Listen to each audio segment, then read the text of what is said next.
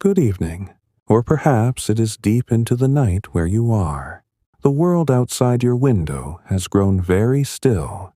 The sounds of the day have softened and faded, leaving only the gentle rhythm of your own breathing and the occasional small settling noise from the house around you. This is a moment made for quiet listening, for allowing words to drift over you like the slowest falling leaves in autumn.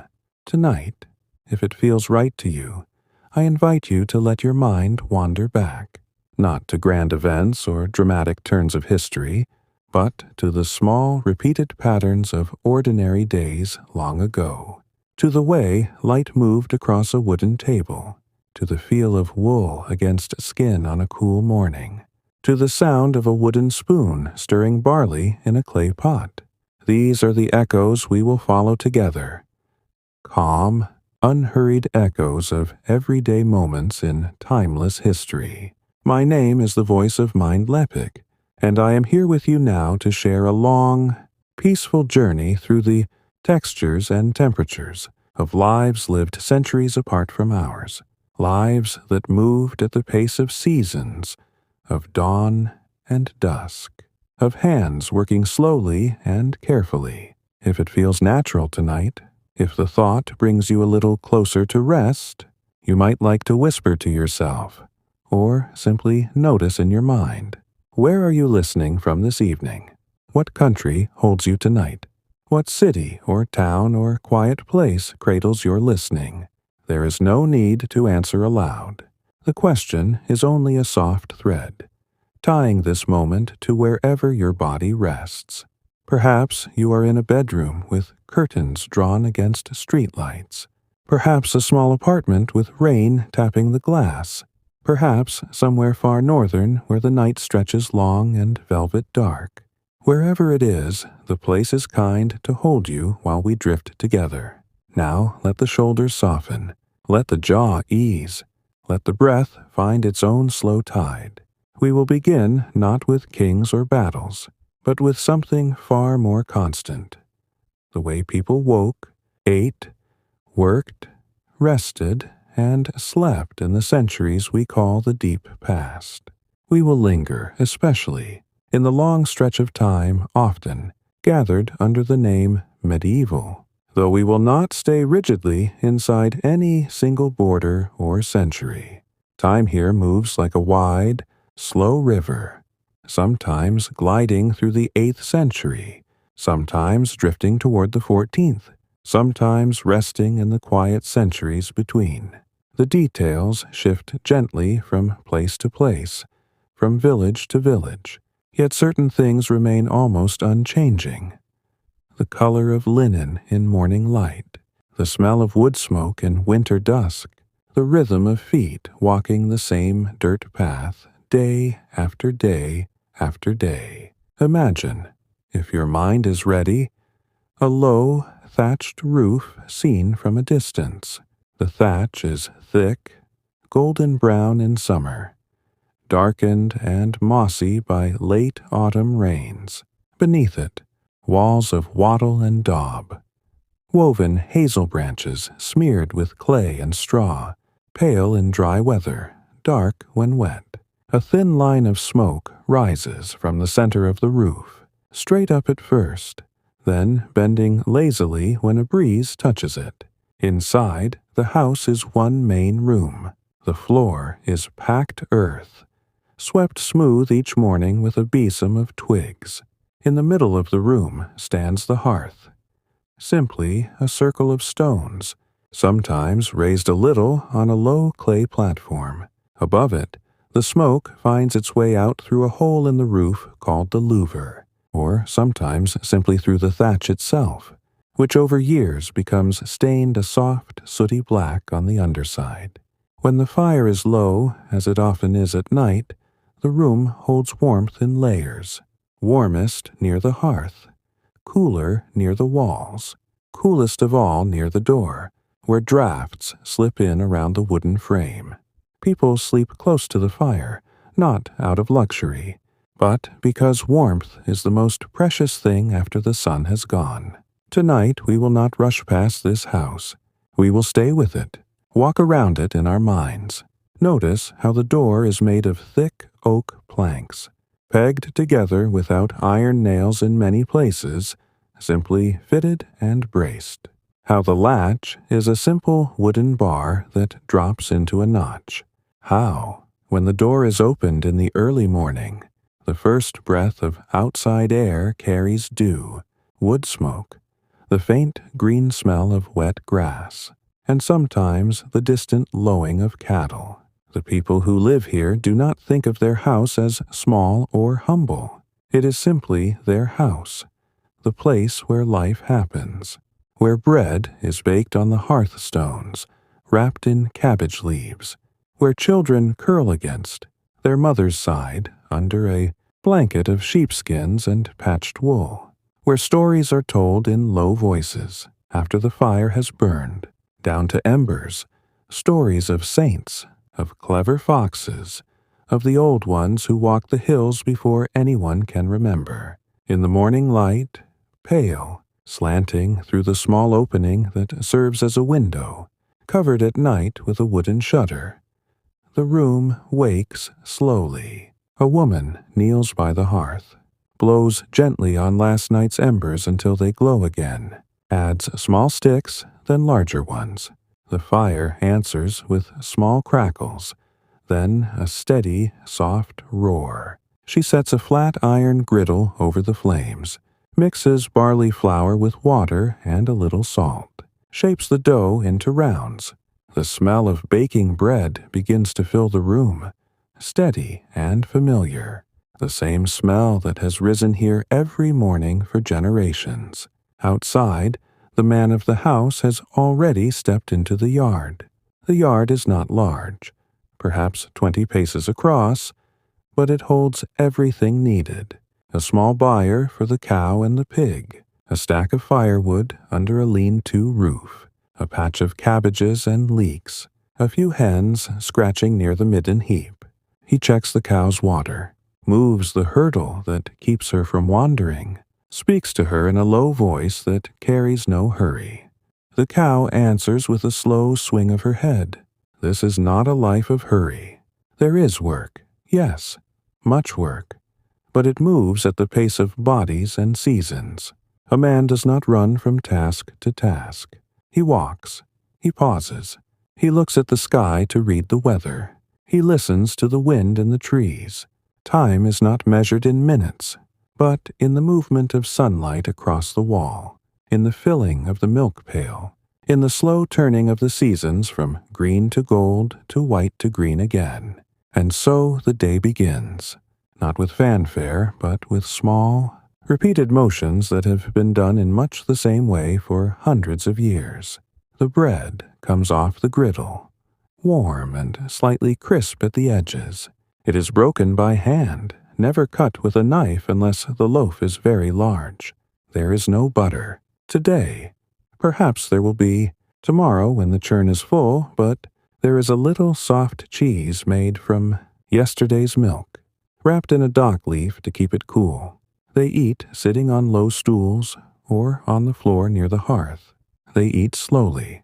There is no need to rush the meal. The work will wait until the eating is done. After the meal, the woman sweeps the floor with the besom, pushing crumbs toward the fire. The man takes his billhook and heads toward the hedge that needs trimming.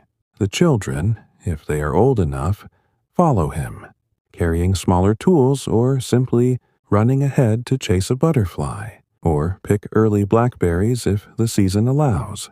If they are younger, they stay near the house, playing with bits of wood or stones, or helping their mother fetch water from the well or stream. The water is carried in a wooden bucket bound with iron hoops, or sometimes in a leather bottle. The path to the water is worn deep by generations of feet. Along the way grow nettles, cow parsley, sometimes wild garlic in spring. The air smells of green things and earth. When the bucket is filled, it is heavy, but the weight is familiar. The woman carries it balanced against her hip, one hand steadying it, the other free to brush aside branches or steady a child. All of this, the fire, the bread, the water, the hedge, the slow walking, forms the quiet backbone of days that stretch back, farther than memory. These are not famous days. No chronicler wrote them down, yet they are the days most people lived. The real texture of history is here, in the small repeated motions, in the warmth held inside a cloak on a frosty morning, in the sound of a spindle whirring, as wool is twisted into thread while the evening light fades. We will stay with these textures for a long time. There is no hurry. The story will not race ahead. It will move the way those lives moved. One careful step, one slow breath, one gentle turning of the day after another. If you feel relaxed with Mind Leapic, you can like if you want. You can subscribe if you feel it helps you relax more. No pressure, only an open hand. For now, let the words settle. Let your breathing slow. Let the pictures form and soften in your mind. We have only just begun. The morning has moved on now, though in truth it moves so gently that one hardly notices the shift. The sun has climbed a little higher. Its light no longer slants so sharply through the small shuttered window. Instead, it spreads more evenly across the packed earth floor, warming the stones nearest the hearth first, then creeping outward in slow, golden fingers. The air inside the house still carries the faint, sweet smell of fresh-baked barley bread, mixed now with the sharper scent of wood smoke and the earthy trace of damp wool hanging near the door to dry. Outside, the yard is waking in its own quiet way. The hens have finished their first scratching of the day and now stand in loose groups, heads tilting, eyes bright and calm as they watch for any crumb that might have fallen from breakfast. One hen, older and slower than the rest, has found a sunny patch against the south wall of the house and settled there, fluffing her feathers, closing her eyes halfway in what looks almost like contentment. The cow stands at the edge of her small fenced patch, chewing slowly, her jaw working in the same unhurried rhythm it has kept since before dawn. Every so often she lifts her head, gazes toward the open fields beyond the hedge, then lowers it again to pull another mouthful of grass. The man has finished trimming the first length of the hedge. His billhook rests against the woven branches while he straightens, places both hands on the small of his back, and breathes deeply. The air is cool still, carrying the clean smell of cut green wood and the distant, faint sweetness of hay drying somewhere farther down the valley. He does not hurry to begin the next stretch. Instead, he stands a moment longer, watching clouds move across the pale blue sky. Thin, high clouds that promise no rain today, only a gentle filtering of the sunlight. Back inside, the woman has cleared the low wooden table. She wipes it with a damp cloth made from an old linen shift, then folds the cloth and sets it aside to dry. The children are no longer underfoot. The older boy has gone with his father to the hedge, carrying a small basket to gather the trimmings for the goats later. The younger girl remains near her mother, sitting cross-legged on the floor with a handful of wool teased into loose clouds. She holds a drop spindle between her small fingers, a simple stick of smoothed hazel weighted at the bottom, with a round wooden whirl, and tries to twist the wool as she has seen her mother do so many times. The spindle drops, unwinds, tangles. She sighs softly, not in frustration but in the patient way of someone who knows this will take many mornings before the thread comes smooth and even. Her mother kneels beside her for a moment, takes the spindle, shows once more how to draw the fibers gently, how to let the twist travel upward without breaking the strand. She does not speak many words. The lesson is mostly in the slow movement of her hands, in the calm way she lets the spindle turn, in the soft sound of wool sliding against wool. When the girl tries again, the thread is still uneven, but a little longer than before. The mother nods once, small and approving, then returns to her own work, carding more wool with a pair of wooden combs, drawing the fibers straight and parallel so they will spin more easily later. The rhythm of carding is steady, almost musical in its repetition. Comb, pull, turn the wool, comb again. Comb, pull, turn. The sound is soft. A faint brushing, a whisper of fiber against fiber. Outside, a blackbird begins to sing from the top of the hawthorn tree, its notes clear and unhurried, rising and falling like breath. The woman listens without pausing her hands. The bird's song has been part of these mornings for as long as she can remember, and perhaps for as long as the house has stood. Now the day's main work begins to unfold, though nothing about it feels urgent. The woman takes a large earthenware pot from the shelf, a heavy pot, its sides darkened from years of use over the fire, and carries it outside, to the small stream that runs along the lower edge of the yard. The water is cold, clear, moving over rounded stones with a low, constant murmur. She fills the pot slowly, letting it sink until the water laps over the rim, then lifts it with both hands and carries it back balanced against her hip. Water drips from the outside, darkening the front of her kirtle in small patches that will dry by midday. Inside again, she sets the pot near the hearth and adds a handful of dried peas that have been soaking since the night before. She stirs them once with a long wooden spoon, then covers the pot with a flat wooden lid and moves it closer to the embers so the slow heat will coax the peas to softness over the hours ahead. There will be no midday feast. The main meal comes when the light begins to fade. For now, hunger is held at bay with whatever remains from breakfast and with the promise of what simmers quietly through the day. The man returns to the house briefly, his hands green-stained from the hedge. He washes them in a shallow wooden bowl kept near the door, using only a little water poured from a smaller jug. He dries his hands on the hem of his tunic, then takes a piece of the morning's bread that was saved aside, tears it, and eats it standing. His wife offers him a small cup of weak ale, brewed, thin so it will last longer, and he drinks it in slow sips. They speak a few quiet words about the weather, about whether the cow might calve soon, about the fence that needs mending before the autumn winds come. Nothing is decided in haste.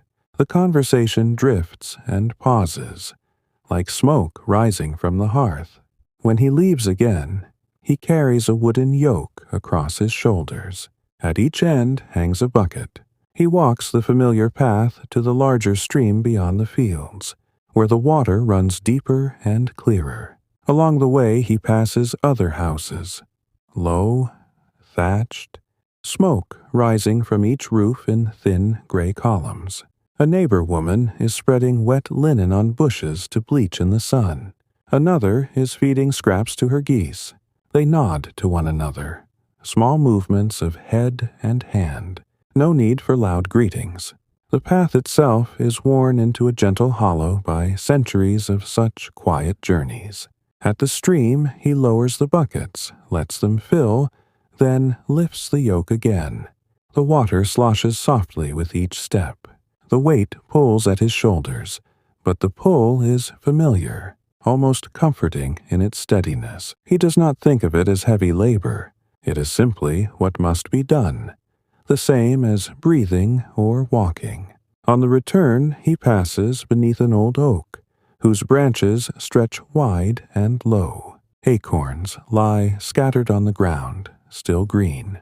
In a few weeks the pigs will be turned loose here to fatten on them. For now the acorns wait, patient as everything else in this place. Back at the house, the woman has moved outside to the small garden plot. She kneels among the rows of cabbages, pulling weeds by hand. one slow tug at a time.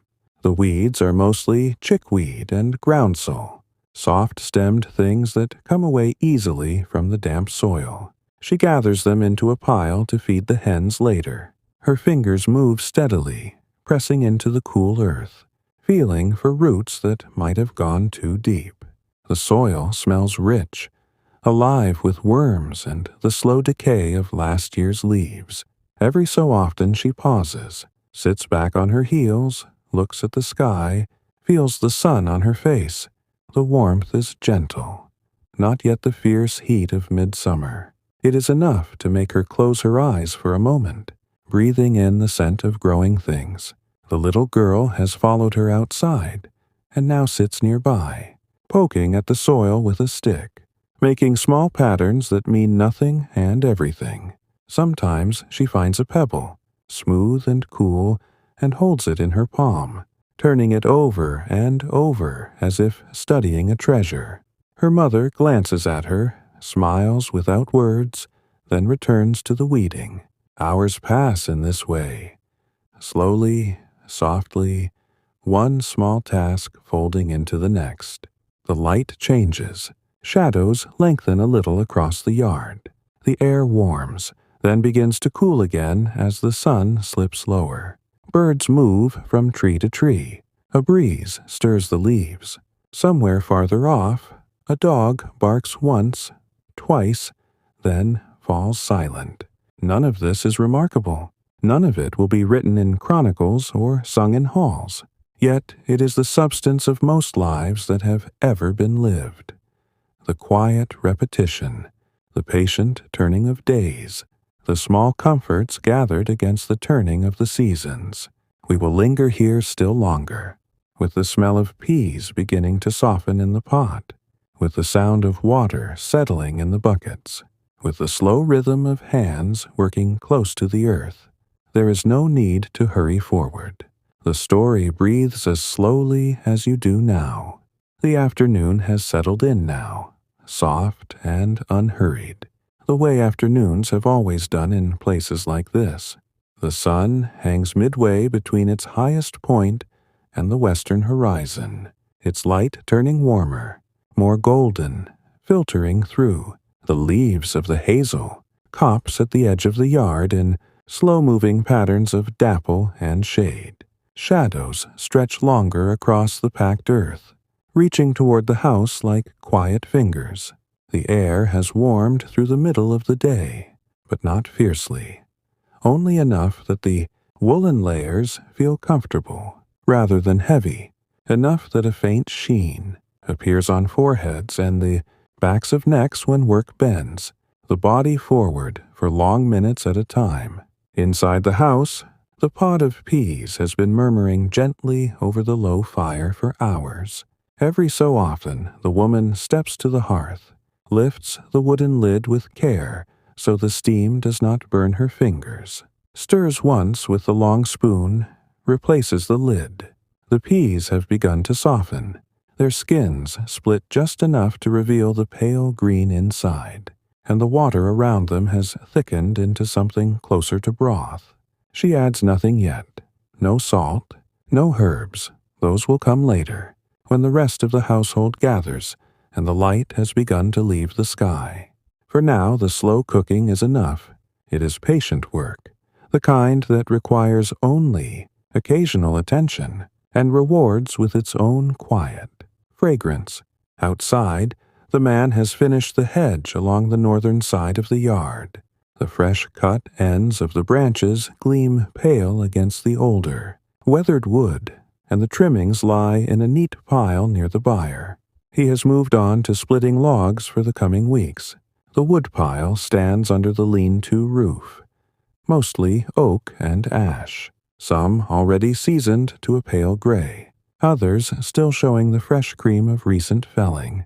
He selects a round of oak, places it upright on the flat, splitting stump, raises the heavy maul with both hands, brings it down in one measured swing.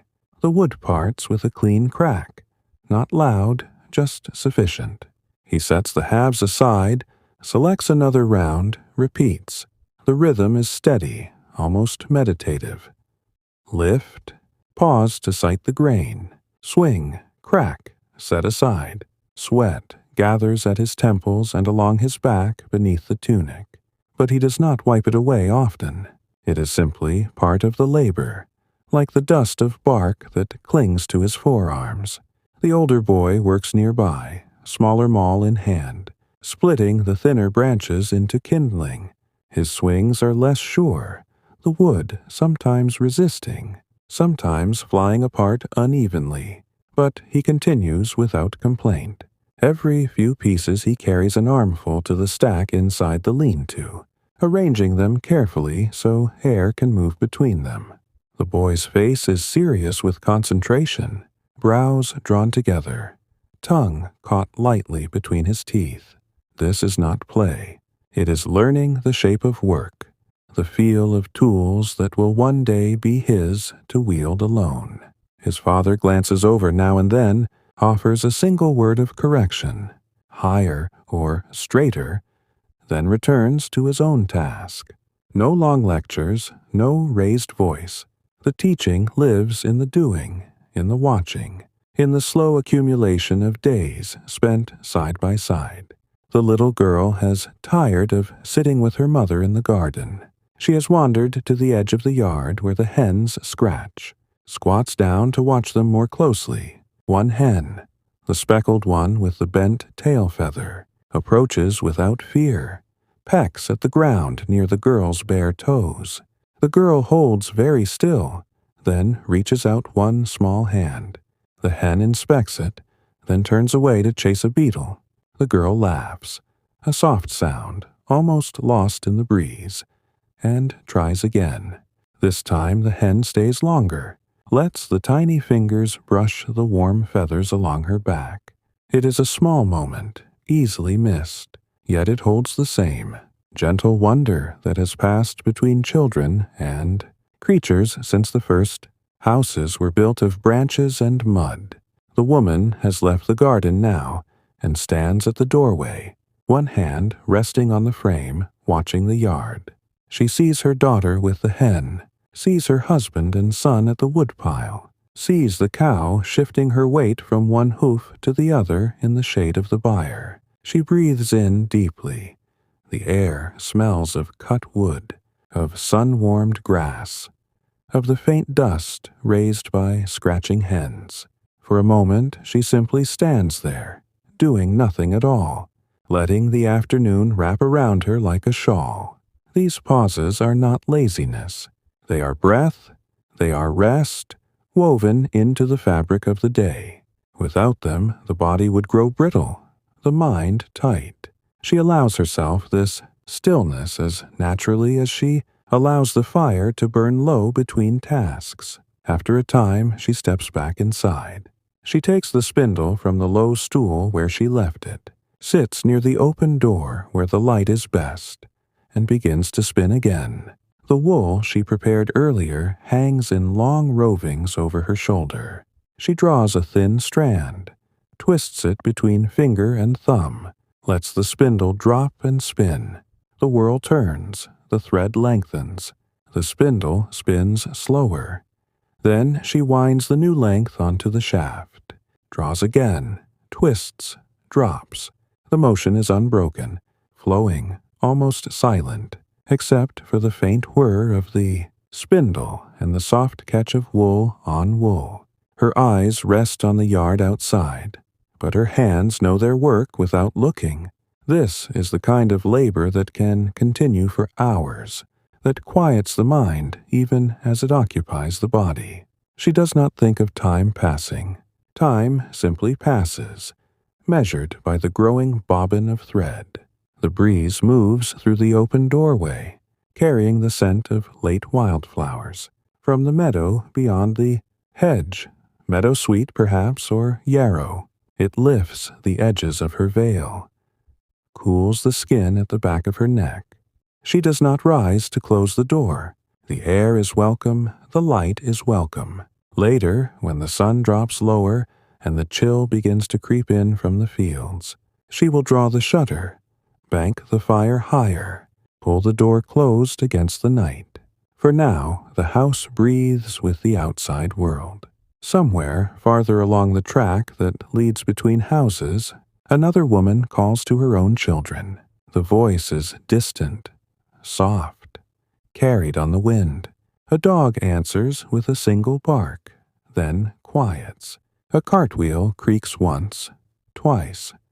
Someone returning from the common fields, perhaps with the last of the day's gleanings.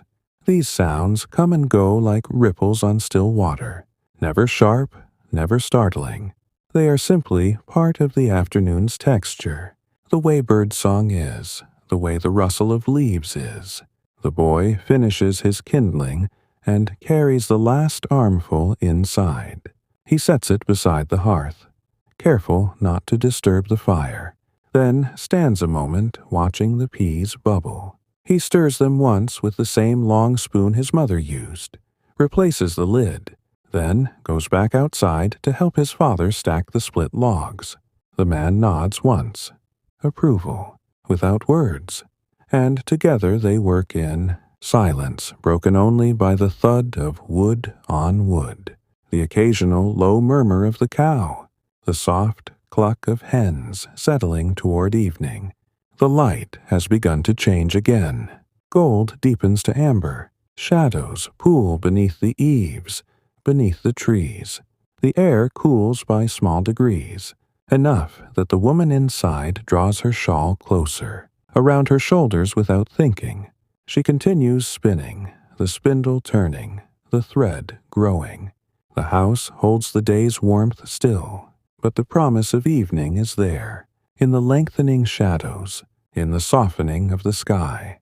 We remain here with them, in this slow, unfolding hour. There is no rush toward supper, no hurry to end the day. The peas will simmer until they are ready. The wood will be stacked until the pile is sufficient. The spindle will turn until the roving is spent or the light grows too dim to see the twist clearly. Everything continues at its own pace, gentle, inevitable, comforting in its repetition. The afternoon drifts on, one breath at a time, one small motion folding into the next, carrying us deeper into the calm, unchanging rhythm of lives lived close to the earth and the seasons. Evening begins its slow approach now, the way evening always has in these quiet places, without announcement, without haste, simply by the gradual softening of the light until the world seems wrapped in thinner and thinner layers of gold and gray. The sun has dropped behind the low rise of hills to the west. What remains of its rays reaches across the fields in long, pale beams, catching on the undersides of leaves, turning the thatch of the roof to a warm amber for just a few more minutes, before the color fades entirely. Shadows have grown deep beneath the eaves, beneath the hazel branches, beneath the byre where the cow stands chewing her cud with the same slow, deliberate motion she has kept since midday. The air cools noticeably now. It carries the clean scent of dew beginning to settle on the grass, the faint sharpness of wood smoke drifting from several hearths at once, the distant, earthy smell of turned soil from fields left to rest until morning. Inside the house, the hearth fire has been built up again. The woman added thicker logs an hour ago, dry oak split, earlier in the season, and now the flames rise steady and low, casting a gentle, moving glow across the walls. The packed earth floor holds the warmth close to the center of the room. Farther out, near the walls, the air remains cooler, reminding everyone that night is coming. She has drawn the wooden shutter across the small window opening, not tightly, just enough to keep the draft from stealing too much heat. A thin line of twilight still slips in around the edges, enough to see by until full dark arrives. The pot of peas has simmered all afternoon into something thick and comforting. The broth clings to the wooden spoon when she stirs. The peas themselves have mostly softened into a gentle mash, flecked here and there with whole ones that held their shape longer. She adds a small handful of dried wild thyme gathered weeks ago and hung from the rafters, its leaves brittle now, releasing a soft, resinous fragrance when crushed between her fingers. A pinch of salt follows, taken from the small clay jar kept high on the shelf away from damp. She stirs once more, tastes with the tip of the spoon, nods to herself. It is simple food, but it is enough, warm, filling, made from what the land and the seasons have given.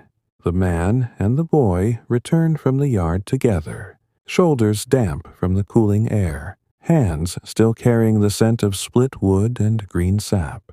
They pause at the doorway to stamp their feet lightly, dislodge any clinging earth, then step inside. The warmth greets them immediately, wrapping around chilled fingers and faces. The boy goes straight to the fire, holds his palms toward it, lets the heat soak in. His father sets them all in its place near the wall, then sits on the low stool closest to the hearth. He stretches his legs out, crosses his ankles, breathes a long, quiet sigh, not of exhaustion exactly, but of the day's work settling into rest. The little girl has already come inside. She sits on a folded sheepskin near her mother, knees drawn up, watching the firelight dance across the walls. Her small hands hold the smooth pebble she found earlier. She turns it over and over, tracing its curve with one finger as if memorizing it. Now and then she glances at the pot, sniffs the air, smiles at the promise of supper. They do not rush to eat. First, the man takes the wooden bowl of water kept near the door, washes his face and hands slowly, drying them on the cloth hung from a peg. The woman does the same. Then the children, one after the other, using the same water until it clouds slightly with the day's dust. Clean hands, clean faces, the small ritual feels like closing one chapter before opening the next. Only then does the woman ladle the pea pottage into wooden bowls. 4 bowls, one for each of them. The bowls are shallow, wide, smoothed by years of use. Some show small cracks, carefully mended with thin strips of leather or resin. She hands them out, one by one, careful not to spill. There is a heel of yesterday's barley bread saved for this meal, torn into pieces and passed around. No spoons tonight. They eat with pieces of bread dipped into the thick broth, or simply lift the bowls to their lips when the pottage has cooled enough. They eat in near silence at first. The only sounds the soft scrape of bread against wood, the quiet slurp of broth, the low crackle of the fire. After a time the man speaks, low, unhurried, about the hedge he finished, about how straight the new growth will come next spring, about the oak log that split cleanly today and will burn long and hot. The woman nods, adds a word about the time waking up the peas just right, about the hens laying better now that the days are long. The boy listens, eats slowly, occasionally offers a small observation. The way the kindling stack looks taller now, the way the cow seemed content in the shade. The little girl says nothing, but her eyes move from face to face, taking in the quiet exchange the way she takes in the warmth from the fire. When the bowls are empty, they do not rise immediately. They sit a while longer, letting the meal settle, letting the firelight play across their features. The woman takes up her spindle again, draws out a little more thread in the flickering glow. The man leans back, closes his eyes for a moment, listens to the soft sounds of the house settling, the creak of a roof beam cooling, the faint rustle of straw in the thatch overhead. Outside, the world has gone quiet. No more bird song, only the occasional call of an owl far off in the woods, the soft movement of wind through branches, the distant low of cattle answering one another across the valley. Night has arrived fully now. The sky beyond the shutter is deep velvet, pricked with stars too faint to see through the small gaps. The fire has burned down to a steady bed of embers, red gold and calm. The woman banks it carefully, pushes the larger logs to the center, covers the glowing heart with ash, so it will hold through the night, without flaring too high or dying too soon. She spreads a thick layer of ash across the top, smooths it with the back of the poker. Tomorrow morning, the embers will still be alive beneath, ready to be coaxed back with a few breaths and dry twigs. The family prepares for sleep, in the same unhurried way they have done. Everything else today, sheepskins and woolen blankets, are unrolled near the hearth, closest to the warmth. For the children, a little farther out for the parents. The little girl curls against her mother's side first, pulling a blanket up to her chin, still holding the pebble in one small fist. The boy lies nearby, on his back, staring up at the dark underside of the thatch, where shadows shift with the dying firelight. The man and woman settle last, lying close, sharing the largest blanket patched many times over the years. No candles are lit tonight. There is no need. The embers give enough light to see shapes, enough warmth to keep the chill from settling too deeply into bones. The house grows still. Breathing slows. The fire makes small settling sounds. Soft pops, faint sighs as wood collapses inward. Outside, the night holds its own quiet rhythm. Wind in the trees, the occasional rustle of small creatures in the undergrowth, the steady pulse of the stream far down the slope. Sleep comes gradually, the way darkness came, without force, without hurry. One by one, eyes close, bodies relax into the familiar shapes of the blankets, into the familiar warmth of the hearth. Dreams, if they come, will be simple. Fields turning green again, bread rising under a cloth, the slow swing of a cow's head, the turn of a spindle in firelight. Nothing dramatic, nothing sharp. Just the continuation of the day's gentle patterns, carried into the soft dark. We remain here with them through this quiet transition, listening to the slowing of breath, watching the last faint glow of embers fade to deep red, then to soft black. The night stretches long and peaceful around the house, around the yard, around the village, sleeping under the same wide sky. Tomorrow will come in its own time.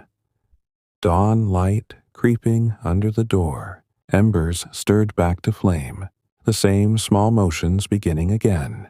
For now there is only rest, deep and untroubled, held safe in the slow turning of the seasons. The night has deepened fully now, wrapping the house and the yard and the sleeping village in a blanket of quiet darkness. Inside, the embers under their layer of ash glow with a faint, steady red, soft enough that the room holds only the gentlest outlines, the curve of a shoulder beneath a blanket, the low shape of a wooden stool pushed against the wall, the dark bulk of the pot still warm beside the hearth. No sharp edges remain. Everything blurs into peaceful shadow. The air inside carries the lingering smell of peas and thyme, mixed now with the clean, slightly smoky scent of cooling, wood, and the faint mustiness of wool and earth that belongs to this house alone. Breathing fills the space. 4 slow, even rhythms overlapping one another. The little girl's is lightest, almost inaudible, rising and falling in tiny waves against her mother's side. The boy breathes deeper, occasional soft sighs escaping as his body settles further into sleep. The man and woman lie close, their breaths matching after so many years together. Slow inhalations through the nose, long exhalations that stir the air just enough to move a stray wisp of smoke upward. No one stirs. No one dreams loudly. The night holds them gently, as it has held countless sleepers in houses, just like this one for hundreds upon hundreds of years. Outside, the world has gone even quieter. The wind has dropped to almost nothing. Only the occasional faint rustle moves through the branches of the hazel and the oak. An owl calls once from far down the valley, a low, rounded note that drifts across the fields without urgency, then fades. Somewhere nearer, a fox pads softly along the hedge line, paws silent on the dew-wet grass, pausing now and then to listen before continuing on its way. The hens inside the byre have tucked their heads beneath wings. The cow stands motionless, eyes half closed, chewing slowly in the dark. Dew gathers on every surface, on the thatch, on the leaves, on the wooden buckets left upside down near the door, turning them silver in the starlight that filters weakly through gaps in the clouds. The sky above is clear in patches. Stars appear in their slow, unchanging patterns, the bright ones that sailors and shepherds have known by name since before writing existed, the faint scatter of lesser lights filling the spaces between. No moon tonight, or if there is, it hides thin and low behind the hills, offering no more than a pale suggestion along the horizon. Darkness is complete enough that a person stepping outside would need a moment for eyes to adjust, would see only shapes at first. The deeper black of the house against the lesser black of the sky, the faint gleam of wet thatch, the soft outline of the byre. Inside again, time passes without measure. The embers shift once, a small collapse of ash, a tiny flare of orange that brightens the room for half a breath before dimming once more. The woman opens her eyes briefly in that moment, sees the faint glow, feels the warmth still held in the blankets, then closes them again. She does not rise. There is no need. The fire will last until morning. The house will hold its heat. The family will sleep on.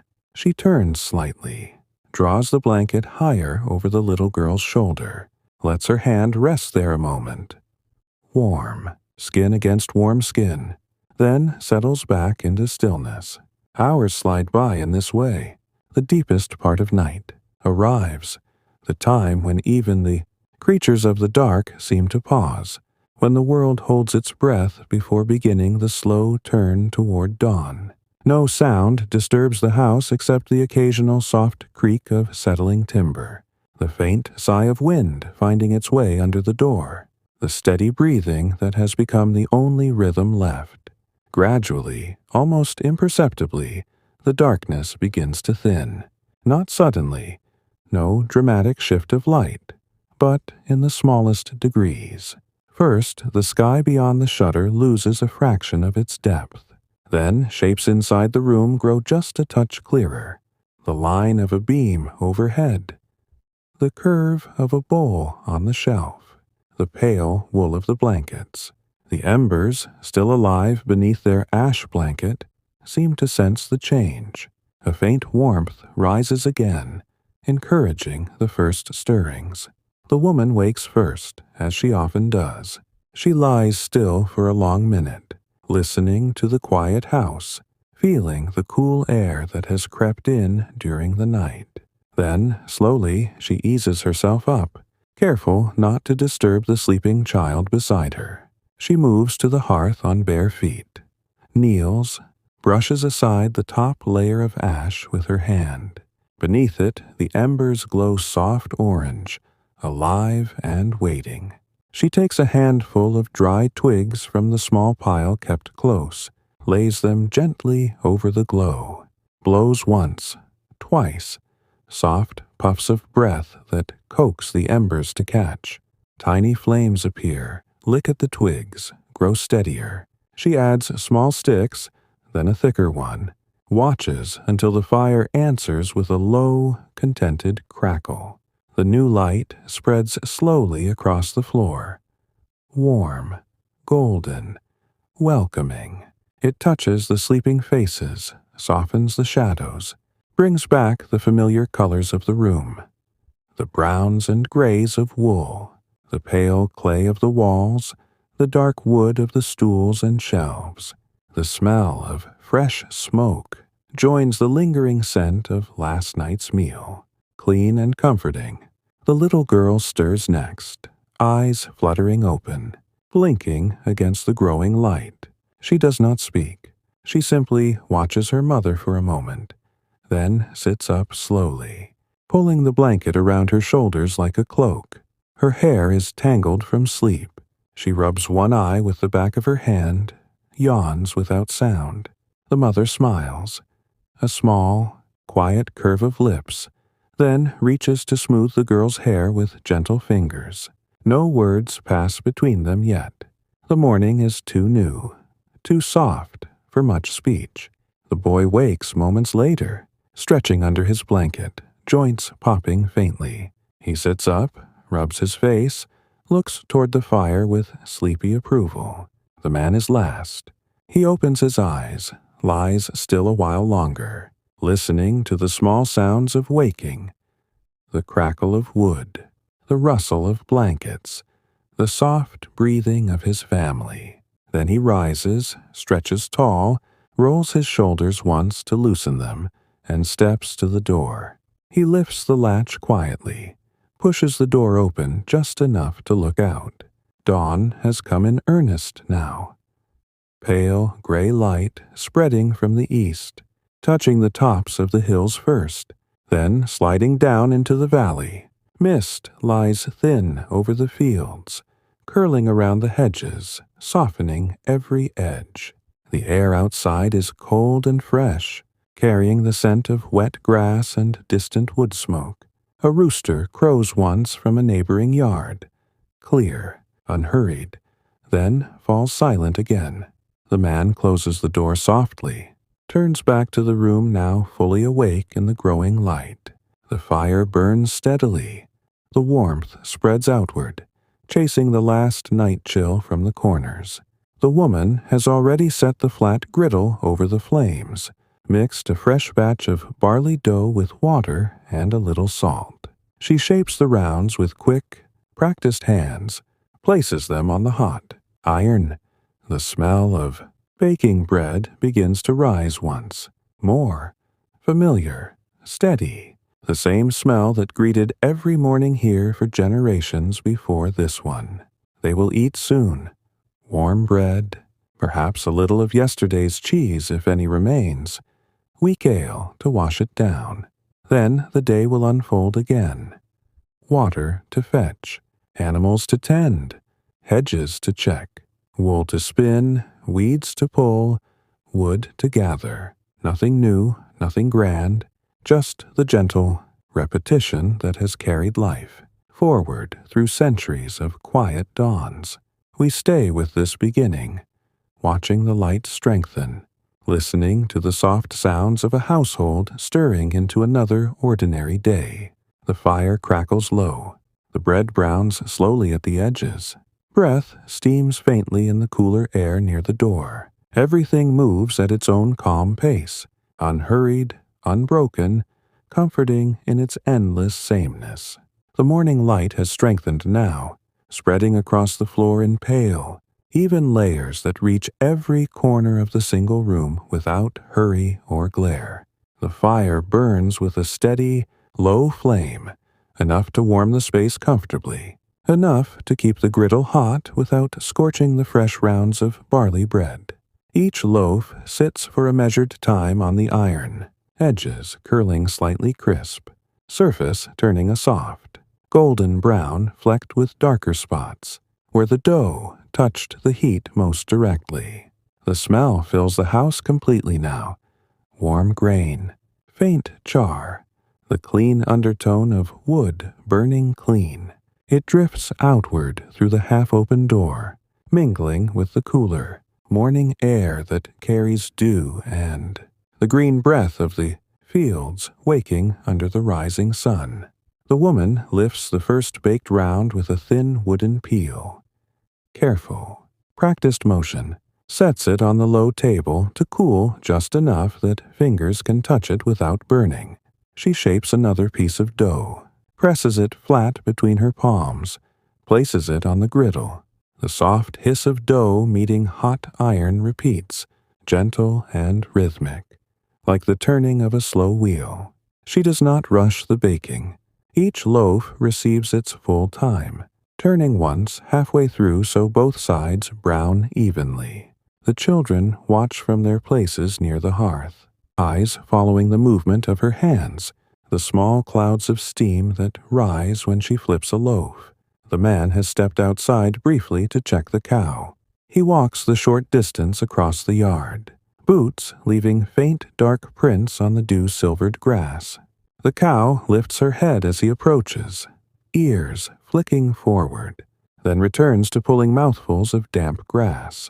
He runs a hand along her side, slow, reassuring, feels the warmth of her coat, the steady rise and fall of her breathing. She is calm, content, no sign of distress, no need for worry today. He checks the water trough nearby, still half full from yesterday, then returns to the house, brushing damp grass from his hem as he crosses the threshold. Inside again, the family gathers around the table. The bread has cooled just enough. The woman tears it into generous pieces by hand, never using a knife for these smaller loaves. The crust cracks softly under her fingers, releasing more of that warm, nutty scent. There is no butter this morning. The churn stands empty until the next milking, but a small clay pot holds the last of the soft cheese from 2 days ago, wrapped still in its dock leaf. She unwraps it carefully, divides the pale curd into 4 portions with her fingers. It is tangy, slightly crumbly at the edges, creamy in the center. They eat slowly, tearing bread, spreading cheese when they wish, dipping crusts into the weak ale poured from the wooden jug. No one speaks much at first. The meal is a continuation of waking. Quiet, deliberate, each bite taken with attention to the flavors that have been the same for so many mornings before. The boy chews thoughtfully, eyes half closed against the light coming through the open door. The little girl holds her piece of bread in both hands, nibbling at the edges first, saving the softer middle for last. The woman eats standing, one hip resting against the table edge, turning now and then to check the next loaf on the griddle. The man sits on his stool, elbows on knees, eating in the same unhurried way he does everything. When the bread is finished and the cheese gone, they rinse their hands in the bowl of water, dry them on the shared cloth. The woman clears the table with slow sweeps of her hand, brushing crumbs toward the hearth where the fire will consume them. She sets the empty bowls aside to wash later in the stream. The day's work waits outside, patient as always. The man takes his billhook again, though today the hedge needs no more trimming. Instead, he heads toward the small copse of hazel at the yard's edge. Young shoots have grown tall enough to harvest for weaving, new hurdles for the buyer, perhaps, or repairs to the wattle walls when winter winds loosen them. He selects branches carefully, cuts them close to the base with one clean stroke, bundles them with a twist of twine. The boy follows, carrying a smaller knife, learning which shoots are straight and strong, which should be left to thicken another year. They work in silence mostly, the only sounds the snip of the billhook, the rustle of leaves, the occasional low murmur when the man points out a good branch or a fault in the wood. The woman remains inside a little longer, sweeping the floor with the besom of twigs. She moves in wide, slow arcs, pushing dust and stray bits of straw toward the door, then out into the yard. The packed earth shows faint patterns from yesterday's footsteps. The broom smooths them away, leaving the surface even and clean once more. When the sweeping is done, she takes the spindle from its place, sits in the doorway where the morning light falls strongest, and resumes spinning. The wool roving rests across her lap like a pale cloud. She draws a thin strand, twists it between dampened fingers, lets the spindle drop and turn. The whirl spins, the thread lengthens. She winds it onto the shaft, draws again. The motion is unbroken, soothing in its repetition. The soft whir blending with the distant sounds of birds and wind. The little girl has wandered outside to the garden patch. She kneels among the cabbages, not weeding today, but simply looking, watching the way dew clings to the broad leaves, how it catches the light in tiny prisms before sliding down to the soil. She touches one leaf gently, feels the cool wetness on her fingertip, then wipes it on her kirtle. A small beetle crawls across the same leaf. She watches it travel slowly from edge to center, its shiny back glinting green and black. She does not disturb it. She simply observes, as children have always observed the small lives that share their world. The sun climbs higher. The mist over the fields has burned away completely, leaving the grass bright and green. The distant hills clear against a pale blue sky. A breeze moves through the yard, light, carrying the scent of wild mint from somewhere near the stream, and the faint sweetness of drying hay from neighboring fields. The hens scratch busily now, finding insects in the warmed soil. One flaps up to perch on the low fence, pre-ends her feathers with slow, careful turns of her head. The cow has moved to a sunnier spot, stands with eyes half closed, tail switching lazily at flies that have begun to appear with the warmth. Time passes in these small, overlapping ways. The man and boy return with their bundles of hazel shoots, stack them neatly under the lean-to to season a little before weaving. The woman finishes one full length of thread, winds it tight, starts another. The girl comes back inside, shows her mother the beetle she saw, describes it in soft, halting words, hands shaping its size in the air. The mother listens, nods, smiles faintly, then offers the child a small handful of wool to tease apart while she spins. The girl sits close, pulling the fibers gently, learning the feel of them between her fingers. No task is hurried. No moment feels pressed. The morning stretches long and gentle, filled with the quiet sounds of living. The crackle of the dying breakfast fire, the rustle of wool, the low cluck of hens, the steady breathing of the cow in her patch of sun. Everything continues as it has continued. Simple, repeated, held within the slow circle of days that turn one into the next without ever breaking the calm. We linger here still in the soft light of this ordinary morning, letting the small details settle around us like falling leaves, the warmth of sun on stone, the scent of fresh bread lingering, the patient turn of a spindle in steady hands. There is no need to move forward quickly. The day unfolds at its own peaceful pace. The morning has moved deeper into itself now, the sun climbing higher without ever seeming to hurry, its light turning from pale gold to a clearer, warmer yellow that pours steadily across the yard and through the open doorway. Shadows shorten beneath the eaves and under the hazel branches. The dew that clung so thickly to every blade of grass and every leaf has mostly lifted, leaving the ground soft but no longer slick underfoot. The air feels lighter, fresher, still, cool at the edges but warmed through the center by the steady rise of the day. Birds move more freely now. Finches dart between the hedgerows. A pair of blackbirds hop along the garden patch, turning over leaves with quick, precise beaks, their orange bills flashing in the sunlight. The hens have spread out across the yard in loose, contented groups, dust bathing in shallow hollows. They have scratched into the dry earth near the byre wall, wings half spread, bodies wriggling in slow ecstasy. Inside the house, the breakfast fire has burned down to a low, steady bed of coals. The woman has raked them gently into a smaller heap. Push the griddle to one side so it cools, without cracking from sudden temperature change.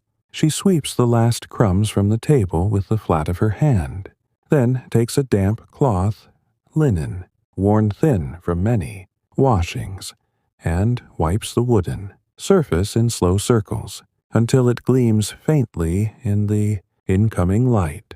The bowls and wooden cups from the meal stand stacked on the shelf near the hearth. She will carry them to the stream later when the day's other tasks allow.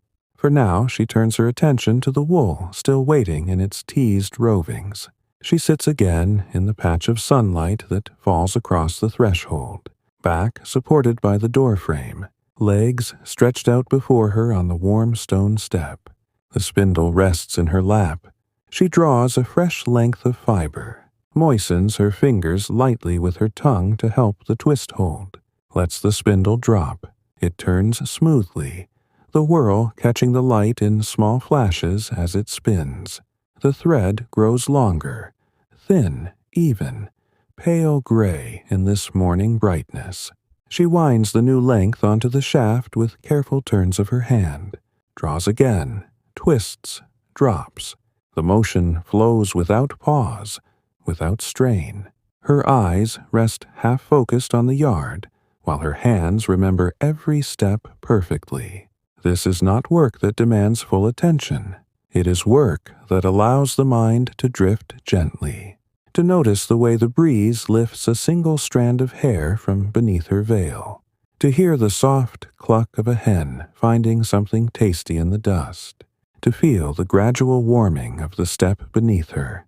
The man and the boy have moved from the hazel copse to the small field beyond the yard hedge.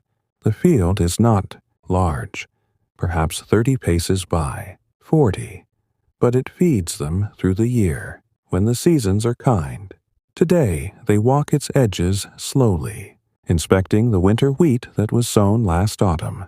The plants stand low and green, blades narrow and bright against the dark soil.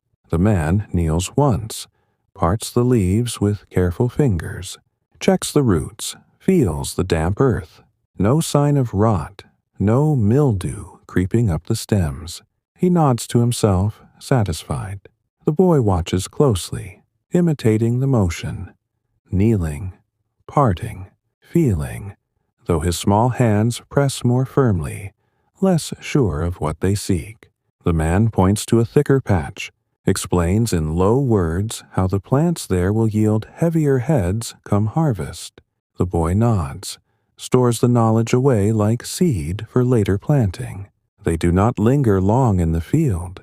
There is no need to measure or count today. This is only the quiet tending that keeps the crop alive through spring's slow unfolding. They return along the worn path, feet stepping in the same shallow hollows worn by their own steps and the steps of those who walked here before them. Along the way, the man stops to pull a single tall thistle that has pushed up near the hedge, roots and all, stem snapping cleanly. He tosses it aside for the goats if any pass later. Nothing is wasted. Even the smallest weed has its use in time. Back in the yard, the little girl has found a new occupation. She sits cross-legged near the garden edge, a small pile of smooth pebbles gathered in the lap of her kirtle. She arranges them in loose circles on the flat ground. First, a large ring, then smaller ones inside, then lines connecting them like the spokes of a wheel. She does not speak of what the pattern means. Perhaps it is a house, perhaps a field, perhaps simply the pleasure of placing one stone beside another in the warm sun. Every so often she adds a new pebble, turns it so the flattest side faces up, adjusts the arrangement with tiny nudges of her fingers. A ladybird lands briefly on one stone, its red wings spotted black. The girl watches it open and close its shell, then fly away in a small arc. She smiles, small and private, then continues her work. The woman glances up from her spinning now and then, sees her daughter's quiet game, lets her gaze rest there a moment before returning to the thread. The spindle turns, the bobbin thickens slowly. She pauses once to stretch her arms overhead, rolls her shoulders in slow circles to ease the small stiffness that comes from sitting long in one position. The stretch feels good. Bones and muscles lengthening, breath deepening. She exhales fully, then draws another length of wool, resumes the gentle drop and twist. A neighbor passes along the track. Beyond the hedge, an older woman carrying a basket of early greens gathered from the common. They call a soft greeting across the distance. A single raised hand, a few murmured words about the fine morning, about how the wheat looks strong this year. No long conversation, just the small thread of connection that keeps the village woven together without ever pulling too tight. The neighbor continues on her way, footsteps fading along the path, basket swinging gently at her side. The sun reaches its midday height. Light pours straight down now, warming the thatch until it smells faintly of dry straw, warming the stones of the yard until the hens seek shade beneath the byre eaves. The breeze has dropped almost entirely. The air holds still and golden, filled with the hum of insects moving among the wildflowers that grow along the hedge, small white daisies, purple vetch, yellow buttercups nodding in the heat. The cow has found the deepest shade available, stands with her head lowered, ears flicking at flies, tail sweeping in slow arcs. Inside the house, the woman sets her spindle aside for a moment. She rises, steps to the hearth, stirs the small fire that still smolders there. She adds a single log, enough to keep warmth through the afternoon without overheating the room. Then she takes the wooden bucket from its peg near the door, steps outside, walks the familiar path to the stream. The water runs clear and cool over rounded stones. She lowers the bucket slowly, lets it fill without splashing, lifts it with both hands. Water drips from the sides as she carries it back, darkening the front of her kirtle in familiar patches that will dry before long. She sets the bucket inside near the hearth, dips a ladle, drinks deeply, the water cold and clean, tasting faintly of stone and moss. She offers a dipper to the children when they come in from their play. They drink without hurry, water running down chins in small rivulets. They wipe away with sleeves. The midday meal will be simple. Whatever remains of the morning bread, perhaps a handful of early greens if the neighbor shared, a drink of ale or water. No feast, no rush. Just the quiet pause that divides morning from afternoon, letting bodies rest before the lighter tasks of the later day begin again. We stay within this gentle noon hour, wrapped in the warmth of sunlight on stone, the soft hum of a world turning slowly on its axis, the patient rhythm of hands and feet and breath, continuing without end or interruption. Everything remains calm, familiar, endlessly repeating in its small, comforting way. The midday light holds steady and warm, bathing the yard in a soft, even glow that makes every surface feel gently touched by the sun. The thatch on the roof has dried completely now. It gives off a faint, sweet smell of sun-baked straw whenever a small breeze moves across it. The stones around the hearth inside the house have absorbed enough heat that they radiate a quiet comfort outward, keeping the single room pleasant, even as the outside air warms further. Shadows lie short and soft beneath the hazel copse and along the low garden fence. The world seems paused in the fullness of the day, content to rest in its own gentle heat. The woman has carried the wooden bowls and cups to the stream. She kneels on the flat stone at the water's edge, the same stone smoothed by generations of knees and hands, dips each piece slowly, lets the clear current wash away the last traces of cheese and breadcrumbs. The water is cold against her fingers, refreshing in the warmth of noon. She scrubs lightly with a handful of fine river sand gathered from the shallows, rinses again, then sets each bowl upside down on the flat rock beside her to dry in the sun. They gleam pale and clean when the light catches them, small beads of water sliding down their sides before evaporating in tiny wisps. She does not hurry the task. She lets the stream do most of the work, watching the patterns the current makes as it flows around the bowls, listening to the low, constant murmur that has sounded here longer than any human memory reaches. When the washing is finished, she stacks the bowls carefully in her arms, carries them back along the path. The grass beside the track has grown taller in places. It brushes against her ankles, releasing the clean scent of green growth. A butterfly, pale yellow with darker spots, flutters ahead of her for a few paces before settling on a cluster of white clover blossoms. She pauses to watch it open and close its wings slowly, then continues on without disturbing it.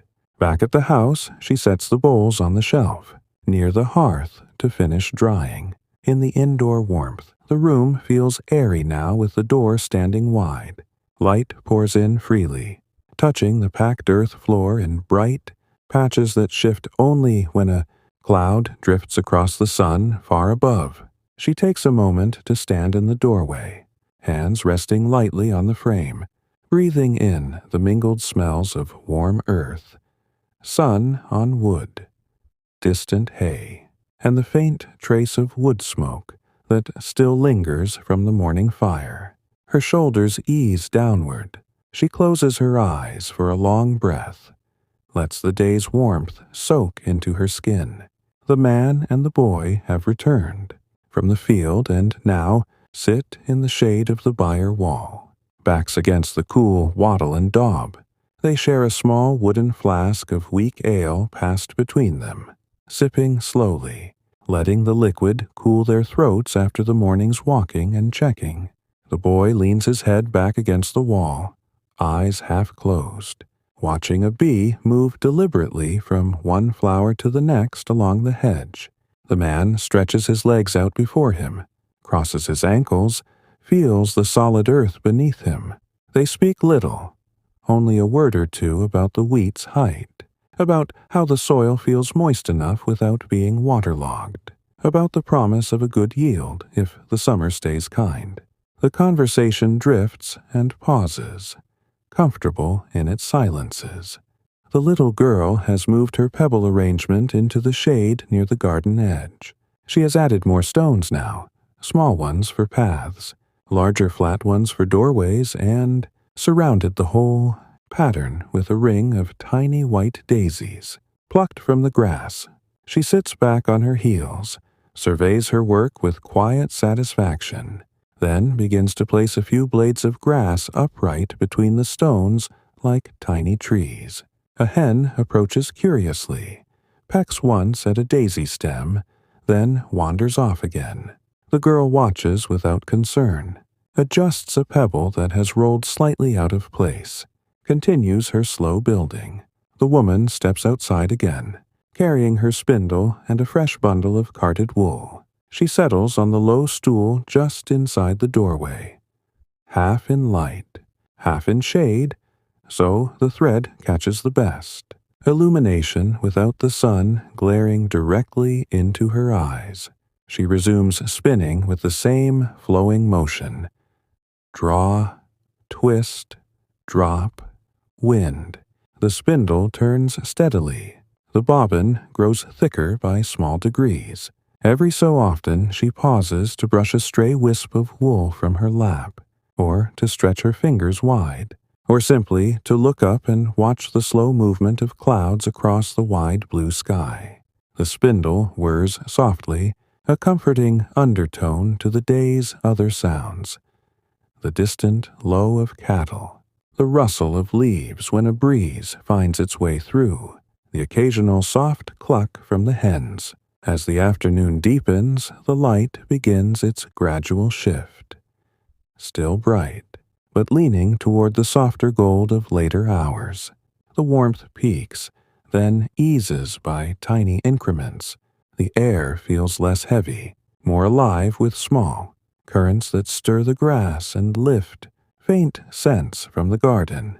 The cow has shifted position in her patch of shade, now lying down fully, chin resting on the ground, eyes half-lidded in bovine contentment. The hens have mostly retreated to dust baths or perches in the shade. Only a few still scratch busily near the midden heap. The man rises from his place by the byre, brushes dust from his tunic, walks to the woodpile. He selects several smaller logs. Seasoned, ash that burns clean and steady, carries them inside to stack beside the hearth for the evening fire. The boy follows with an armful of kindling, arranges it neatly so the smallest twigs are easiest to reach when the time comes to rekindle. They work without words, movements practiced and calm, each knowing the other's rhythm so well that no direction is needed. When the wood is placed, the woman offers them each a ladle of cool water from the bucket. They drink standing, throats working slowly, then hand the ladle back with small nods of thanks. She returns to her spinning. They step outside again to check the hurdle that keeps the pig in its small fenced run.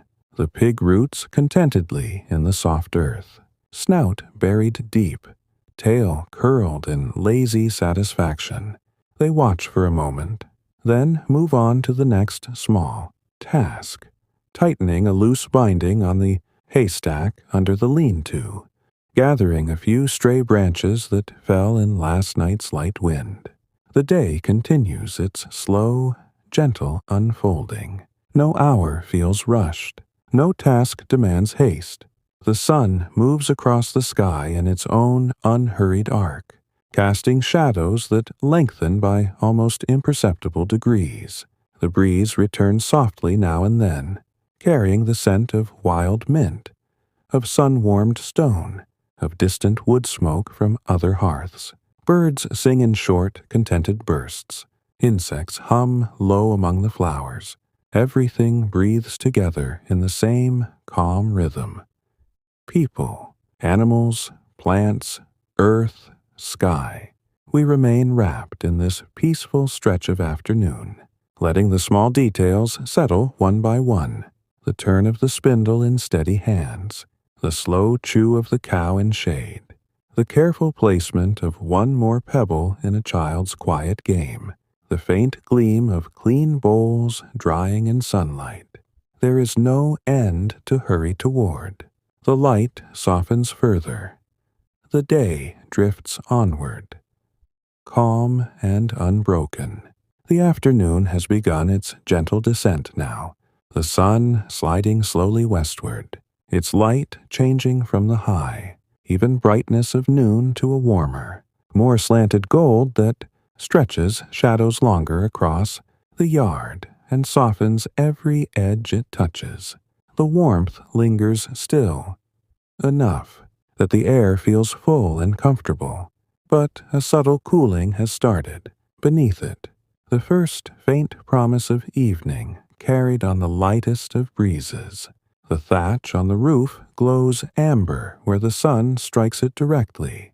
The stones of the yard hold their stored heat, radiating it upward in slow waves that make the air shimmer faintly above them. The garden leaves catch the late light on their undersides, turning the cabbages and leeks into quiet pools of green and silver. Inside the house, the room remains pleasantly warm from the low fire and the day's accumulated sunlight. The woman has set her spindle aside for a time. The bobbin is full enough now that she winds the finished thread into a loose skein with careful turns around her outstretched hands. She does this standing near the open door, arms moving in wide, slow circles, over, under, around, until the skein is even and smooth. Then she ties it loosely in several, places with short lengths of wool so it will not tangle, hangs it from a wooden peg on the wall beside others like it. Pale gray, cream, soft brown, each one a small record of days spent drawing and twisting fiber into something useful. The skeins sway very slightly when she brushes past them, catching faint gleams of light that filter through the doorway. She steps outside next, carrying the wooden yoke across her shoulders. The 2 buckets hang empty at either end. She walks the familiar path to the stream once more, feet finding the same worn hollows without need for thought. The stream runs a little slower in the afternoon heat, its surface reflecting the golden sky in small, rippling patches. She lowers the buckets one at a time, lets them fill with the cool, clear water, then lifts the yoke again. The weight settles familiarly across her shoulders. Water sloshes softly with each measured step on the return. Droplets fall from the bucket rims, darkening the path in tiny spots that evaporate quickly in the lingering warmth. When she reaches the yard, she sets the buckets near the door, pours a little into the trough for the hens to drink from.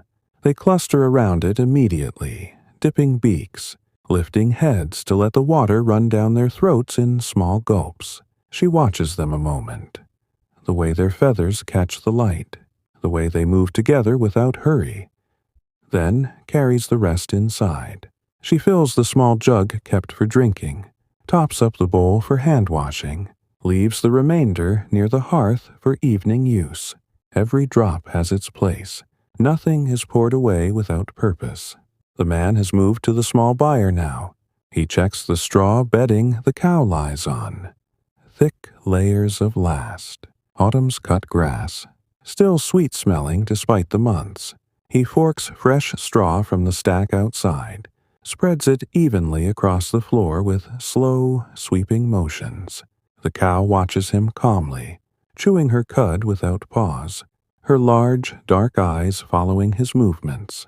When the bedding is renewed, he runs a hand along her flank again, feels the steady rhythm of her breathing, the warmth beneath her coat. She shifts her weight slightly, leans into his touch for a moment, then settles back. He speaks to her in low, murmured words. Nothing important, just the soft sounds of reassurance that have passed between people and their animals since the first domestications. The boy helps where he can, carrying smaller armfuls of straw, smoothing it flat with his hands, learning the feel of how much is needed to keep the space dry and comfortable. Through the coming night, he does not rush. He copies his father's pace exactly, pausing when the man pauses, breathing in the same slow way. The byre smells richly of dry grass, animal warmth, faint earth, the comforting scent that means safety and rest for the creatures within. The little girl has left her pebble patterns for a time. She sits now on the low threshold step beside her mother's empty stool, knees drawn up, chin resting on them. She watches a spider move slowly across the doorframe, long legs, stepping with careful precision, body small and dark against the sunlit wood. The girl does not disturb it. She simply observes its patient progress, the way it pauses to test the air with front legs, then continues onward. When the spider reaches the top, it disappears into a crack beneath the thatch.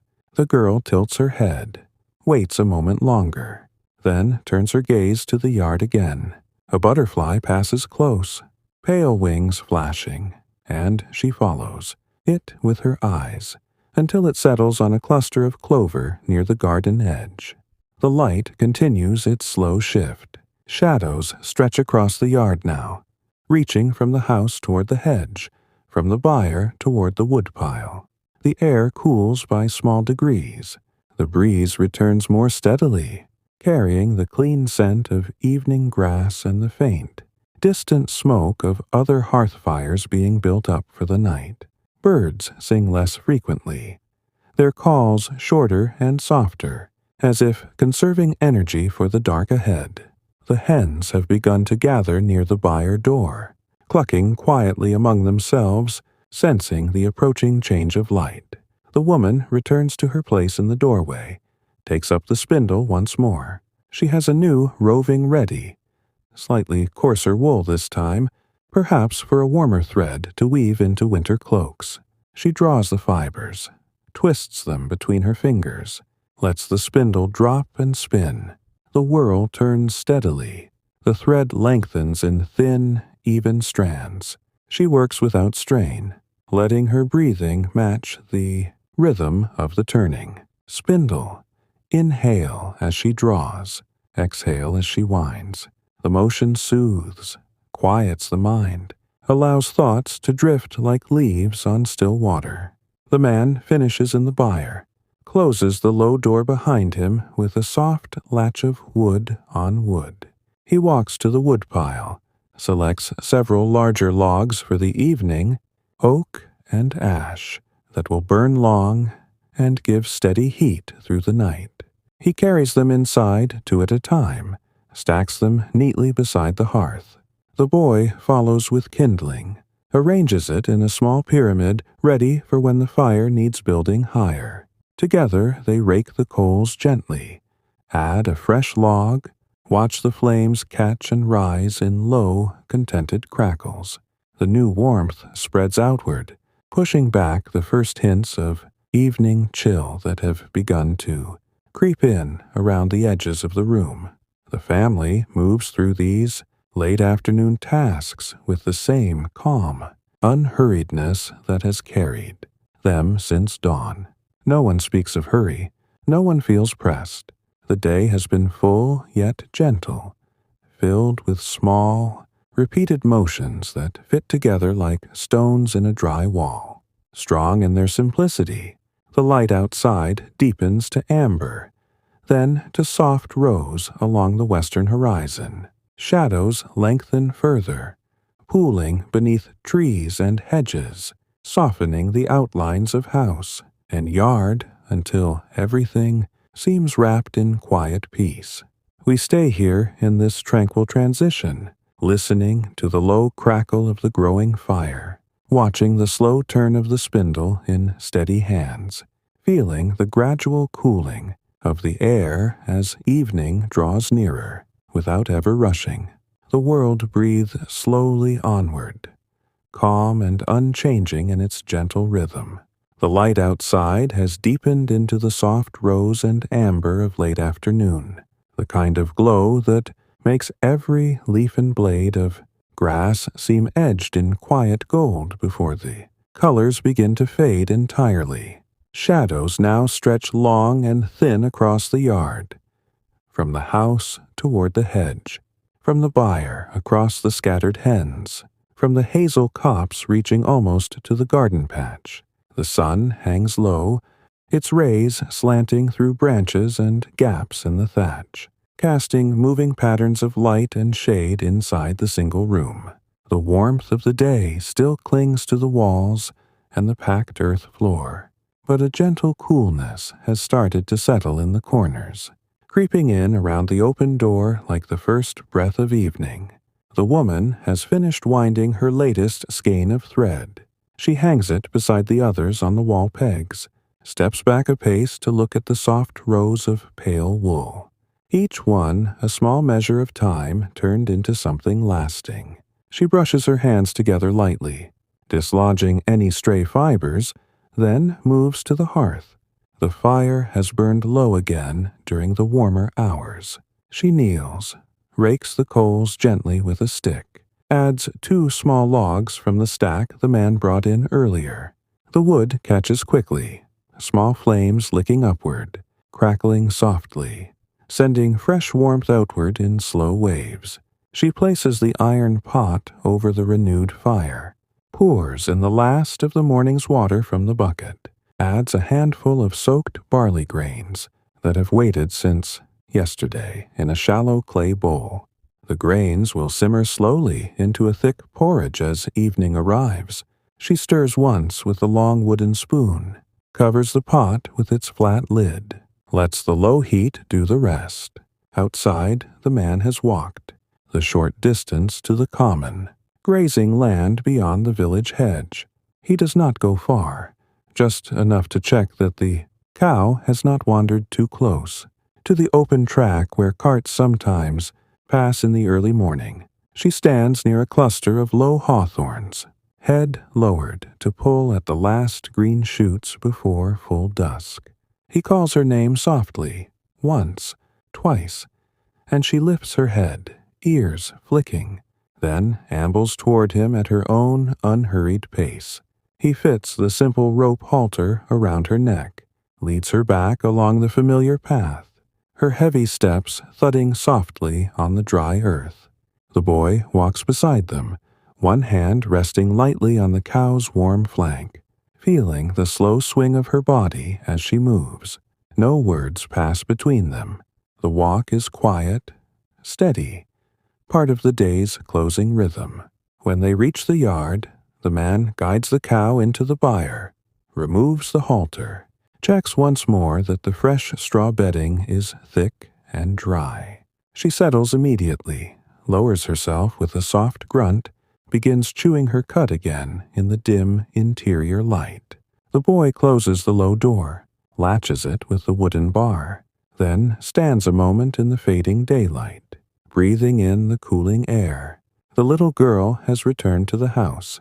She sits near the hearth on her folded sheepskin, knees drawn up, watching the small flames dance behind the pot.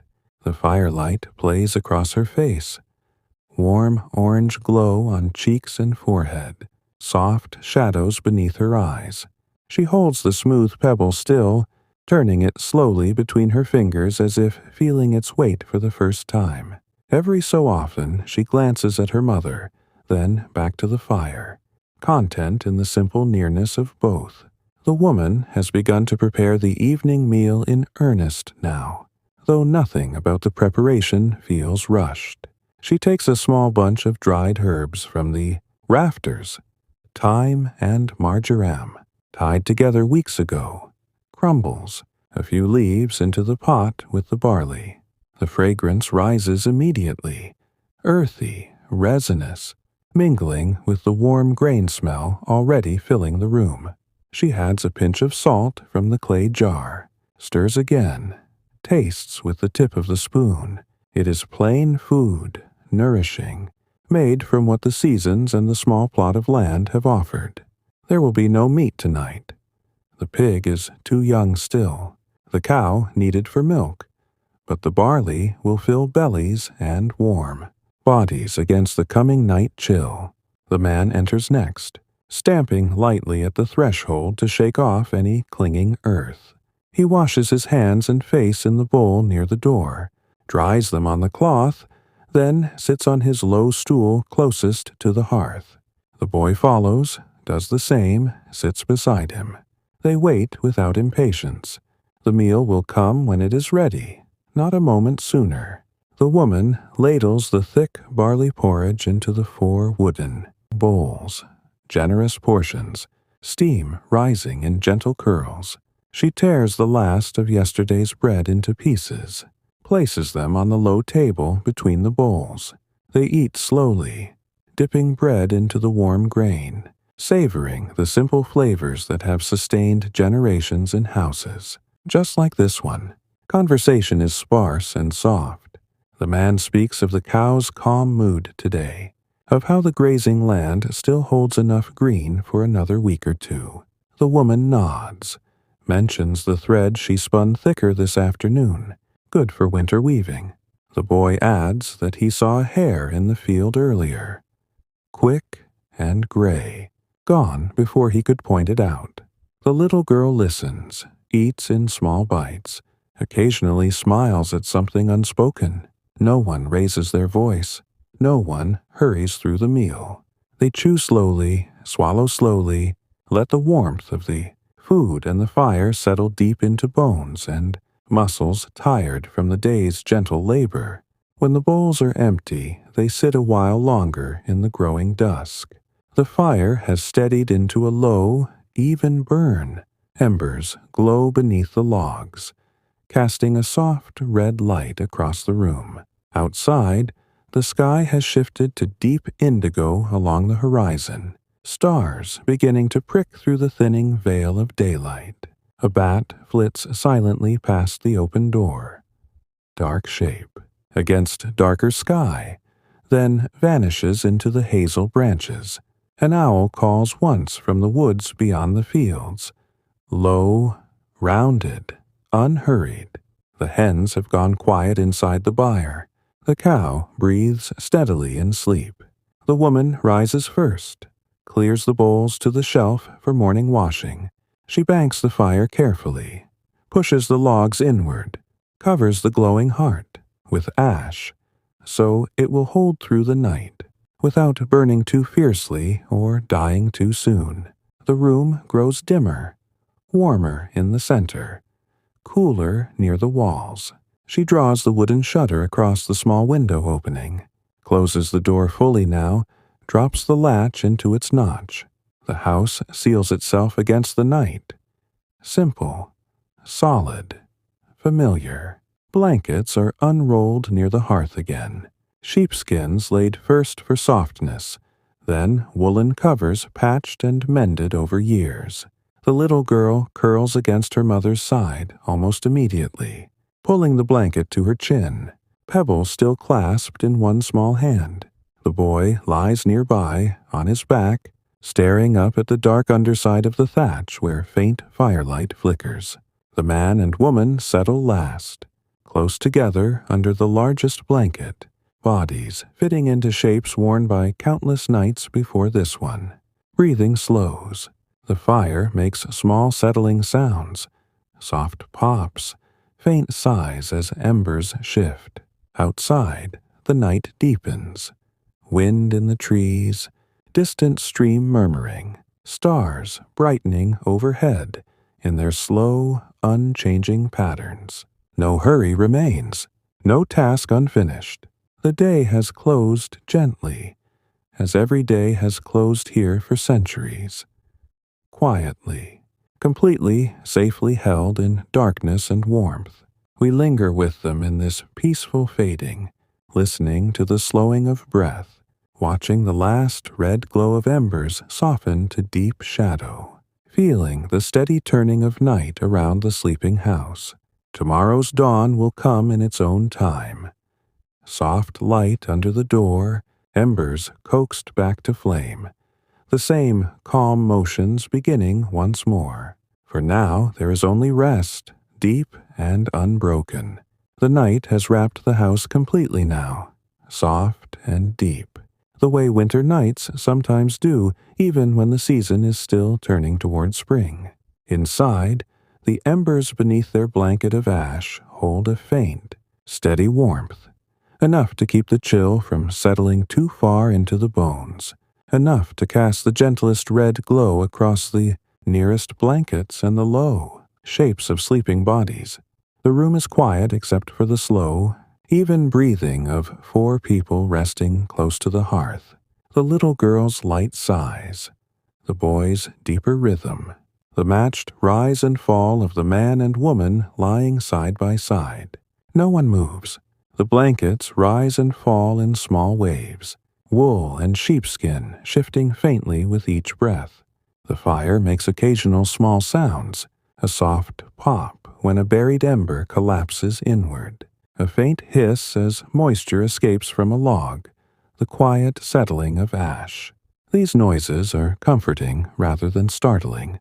They belong to the night, the same way the creak of roof beams cooling belongs, the same way the distant murmur of wind finding its way around the eaves belongs. The house itself seems to breathe with them. Timber and thatch, and packed earth all settling together after the day's gentle warmth has faded. Outside, the darkness is thick and velvet. No moon tonight, or if there is one, it hides thin behind heavy clouds that have drifted in from the west. Stars appear only in scattered patches where the clouds part, faint silver, pricks that have watched over this valley and these fields for longer than any story can remember.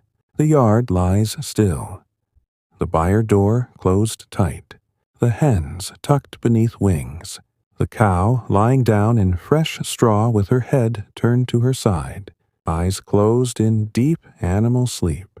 Dew has begun to gather again on the grass, on the thatch, on the wooden buckets left near the door, turning everything faintly silver when a rare starlight finds its way through. A fox moves along the hedge line far down the track. Silent pause, tail low, ears alert. It pauses once to listen, head tilted, then continues without hurry, disappearing into the shadows of the copse. An owl glides overhead once, wide wings, soundless, then settles in the top of an old oak beyond the common grazing, its call low and rounded, drifting across the sleeping village without urgency. The stream runs on, its murmur constant and unchanging, carrying small stones along its bed in slow, patient rolls. Inside again, the woman stirs first, not fully awake, only shifting slightly beneath the blanket, to draw it higher over the little girl's shoulder. Her hand rests there a moment, warm palm against, small warm back, then returns to her side. She does not open her eyes. The movement is small, instinctive, the kind of care that happens without thought in the deepest hours. The girl sighs once in her sleep, turns her face closer to her mother's side, settles again. The pebble she held earlier has slipped from her fingers. It lies now on the sheepskin beside her cheek, smooth and cool. Time passes without measure. The embers glow a little brighter for a breath when a log shifts, then dim once more. The air inside holds layers of warmth, strongest near the hearth, cooler near the walls where drafts find tiny gaps around the doorframe and shutter. No one wakes to tend the fire. It is not needed. The ash blanket does its work, holding the heat steady through the long dark. Hours slide by in this quiet way. The deepest part of night arrives, the time when even the night creatures seem to pause, when the world holds its breath before the slow turn back toward light. The wind drops almost entirely. Only the faintest rustle moves through the branches outside. Somewhere farther off, a dog barks once, short, muffled, then falls silent. The village sleeps on. Other low-thatched roofs under the same sky, other hearths banked with ash, other families curled close in wool and sheepskin. Gradually, so gradually it can hardly be noticed at first, the darkness begins to thin, not with sudden color, but with the smallest lifting of depth. The sky beyond the shutter loses a fraction of its black. Shapes inside the room grow just a touch more defined. The line of a beam overhead, the curve of a wooden bowl on the shelf, the pale wool of the blankets. The embers, still alive, seem to sense the change. A faint orange brightens beneath the ash, encouraging the first stirrings of morning. The man wakes next. He lies still for a long minute, listening to the quiet house, feeling the cool air that has crept in during the night against his face. Then, slowly, he eases himself up, careful not to disturb the others. He moves to the hearth on bare feet, kneels, brushes aside the top layer of ash with his hand. Beneath it, the embers glow soft and steady, alive after all these hours. He takes a handful of the smallest dry twigs from the pile kept close, lays them gently over the glow, blows once, twice, soft puffs that coax tiny flames to life. The twigs catch, crackle faintly, grow steadier. He adds small sticks, then a thicker one, watches until the fire answers with a low, contented murmur. New light spreads slowly across the floor. Warm, golden, gentle. It touches the sleeping faces first, softens the shadows, brings back the familiar colors of the room in faint dawn tones. The smell of fresh smoke joins the lingering scent of last night's barley porridge, clean and comforting in the cool air. The woman opens her eyes at the sound of the fire waking. She lies still a moment longer, watching her husband's careful movements, then sits up slowly, drawing the blanket around her shoulders. She reaches to smooth the little girl's hair where it has tangled in sleep, lets her hand rest there. The girl stirs, blinks against the growing light, yawns without sound, curls closer for one more moment before sitting up herself. The boy wakes last, stretching beneath his blanket, joints popping softly, then sits up rubbing his eyes. They do not speak yet. The morning is too new, too soft. They simply sit together near the hearth, letting the small flames grow, letting the warmth spread outward, letting the day begin again in its quiet, unhurried way. Outside, the first pale gray light creeps under the door, touches the dew on the grass, turns the eastern sky the faintest rose. A rooster crows once from a neighboring yard, clear, distant, then quiets. Mist lies thin over the fields again, curling around hedges, softening the world into gentle shapes. The woman rises, moves to the shelf, takes the flat iron griddle, sets it over the fresh flames. She mixes a new batch of barley dough with water and a little salt. Same simple ingredients, same steady hands. She shapes the rounds, places them on the hot iron. The soft hiss of dough meeting heat begins again, familiar and soothing. The smell of baking bread rises slowly, filling the room once more. The same smell that has greeted every dawn here for generations. They will eat soon. Warm bread torn by hand, perhaps a little soft cheese if any remains, weak ale or water to drink. Then the day will unfold as before. Water to fetch, animals to tend, wool to spin, small tasks to complete in their own calm order. Nothing new awaits, nothing grand, only the gentle repetition that has carried life forward through centuries of quiet mornings. We stay with this soft beginning, watching the light strengthen by small degrees, listening to the low crackle of wood and the hiss of bread browning, feeling the steady warmth return to the house and to the bodies waking within it. Everything continues at its own peaceful pace, slow, calm, endlessly familiar. The dawn has fully arrived now, though it arrives so gently that the change feels more like a slow breathing in than any sudden break of day. Pale gray light slips under the door first, then creeps along the packed earth floor in thin, cool fingers that reach toward the hearth. The new flames the man coaxed from the embers have grown steadier. They rise low and even, casting a warm golden circle that pushes back the last remnants of night chill from the center of the room. The iron griddle sits hot over the fire, its surface already beginning to shimmer faintly with heat. The smell of barley dough browning spreads slowly, soft at first, then richer as the edges of each round crisp and darken to a gentle nut brown. Steam rises in small, curling wisps whenever the woman lifts a loaf with the thin wooden peel, setting it aside on the low table to rest a moment before tearing. She works without haste, shaping one more round while the others bake, pressing the dough flat between her palms, smoothing the edges with a light touch. Her hands move with the same quiet certainty they have held through countless mornings. Fingers dusted lightly with barley flour, movements flowing one into the next like water over rounded stones.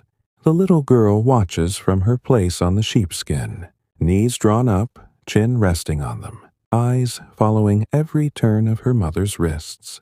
She does not ask to help yet.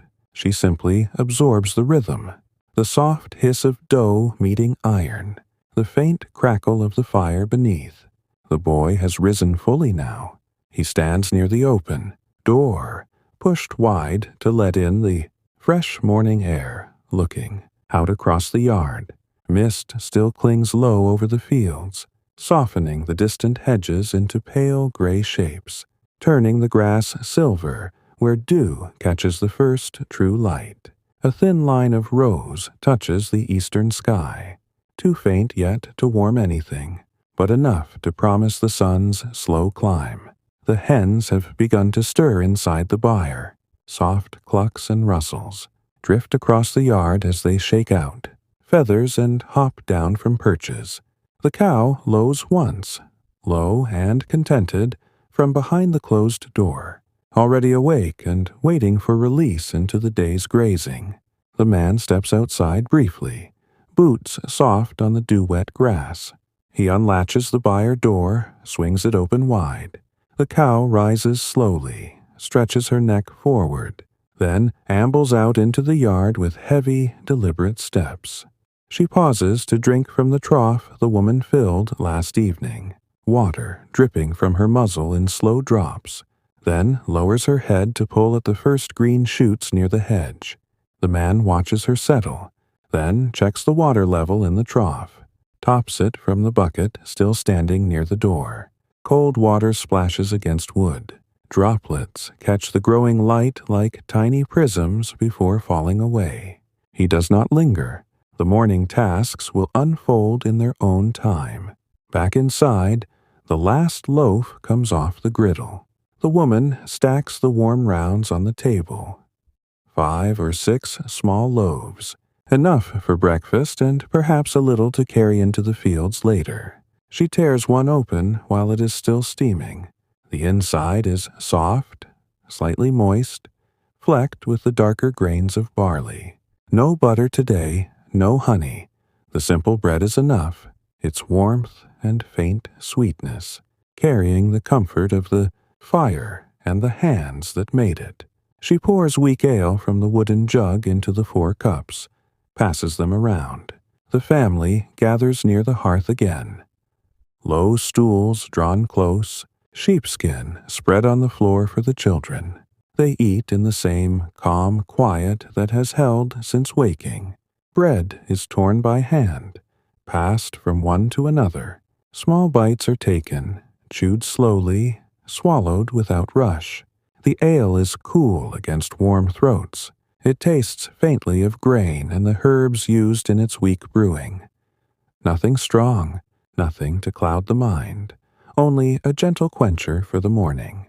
The little girl nibbles at her piece, saving the soft center for last as she always does.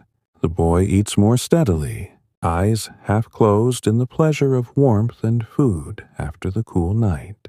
The man and woman eat side by side, shoulders almost touching, sharing the same unhurried pace they have kept through years of such mornings.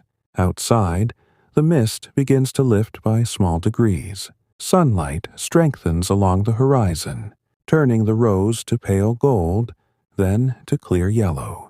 Birds return to song. First, one blackbird from the top of the hawthorn, clear notes rising and falling, then others answering from hedges and copse. The air grows lighter, fresher. The scent of wet grass and earth rises as warmth touches the dew. A breeze moves through the yard, soft, carrying the clean smell of morning and the faint trace of wood smoke from neighboring hearths waking to their own fires. When the meal is finished, the woman clears the table with slow sweeps of her hand, brushing crumbs toward the hearth where the fire will take them. She stacks the cups and remaining bread for later, wipes the low table with the damp cloth until it gleams faintly again. The man rises, takes his billhook from its peg near the door, steps outside to check the fence line along the garden. Nothing urgent, only the daily walk to see that no gaps have opened in the night, that no animal has pushed through. The boy follows, small knife in hand, ready to help where he can. They move together along the hedge, pausing now and then to tighten a binding or pull a stray branch, footsteps soft on the warming grass. The woman remains inside a moment longer, kneels by the hearth to add a thicker log so the fire will hold steady through the morning. She stirs the embers gently, watches the flames rise to greet the new wood, then stands and brushes her hands on her kirtle. She takes the spindle once more. Today, a fresh roving of lighter wool, perhaps for finer thread to mend a cloak or weave into summer cloth. She settles on the threshold step in the strengthening light, draws the fibers, twists them between her fingers, lets the spindle drop and turn. The whirl spins smoothly. The thread lengthens in thin, even strands that catch the morning sun like pale silk. The little girl joins her now, sitting close on the step with a small handful of wool to tease apart. She pulls the fibers gently, learning the feel of them. Soft, slightly sticky from natural lanolin, stretching without breaking when drawn slowly. Her mother glances over, offers a small nod of encouragement, then returns to her own spinning. They sit together in silence, broken only by the soft whir of the spindle, the distant low of the cow, the rustle of leaves when the breeze finds them. The day opens fully before them. Light pouring across the yard, warming the stones, drying the dew, coaxing green things upward from the earth. No task calls with urgency. Everything waits in its proper turn. Water will be fetched again soon. The garden checked for new weeds. The woodpile added to if the stack looks low. But for this quiet stretch of early morning, the family simply exists in the gentle unfolding. Bread warming in bellies, fire crackling low, spindle turning, breath matching breath in the calm repetition that has held life here for so long. We remain with them in this soft hour, letting the sunlight strengthen by tiny degrees, listening to the patient rhythm of hands at work, feeling the steady warmth of a new day settling over the house and the yard and the sleeping village beyond. Everything continues without rush, calm and endlessly familiar. The morning light has settled into a clear, steady brightness now, the kind that makes the entire yard feel gently, illuminated without any harshness or glare. The sun has climbed above the low eastern hills, its rays pouring across the fields in wide, even bands that turn the dew-damp grass into a shimmering carpet of silver and green.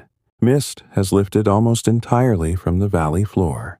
Only thin wisps remain, curling lazily around the bases of distant hedges and the trunks of scattered oaks.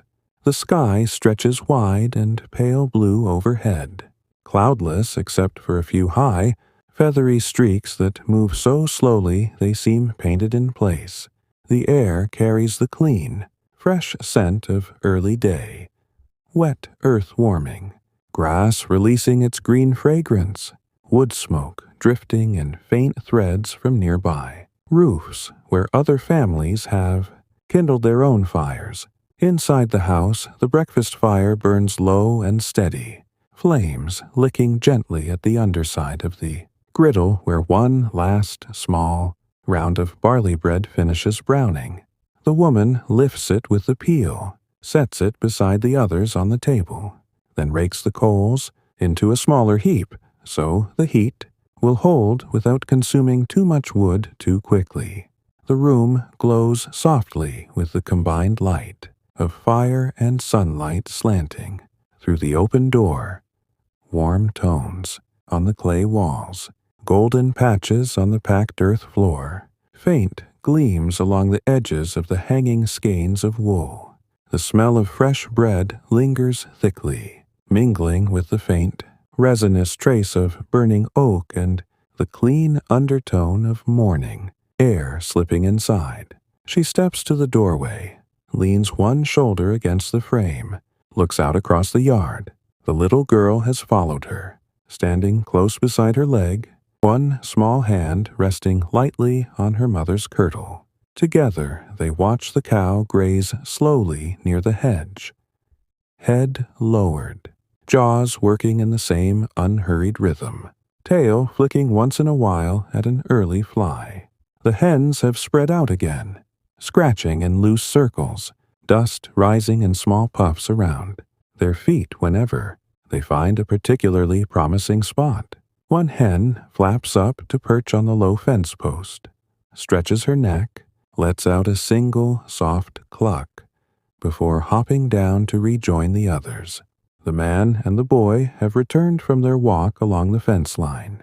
They carry nothing new, no fresh branches, no repairs needed today. But the walk itself was the task. Seeing, feeling, knowing the boundaries remain sound.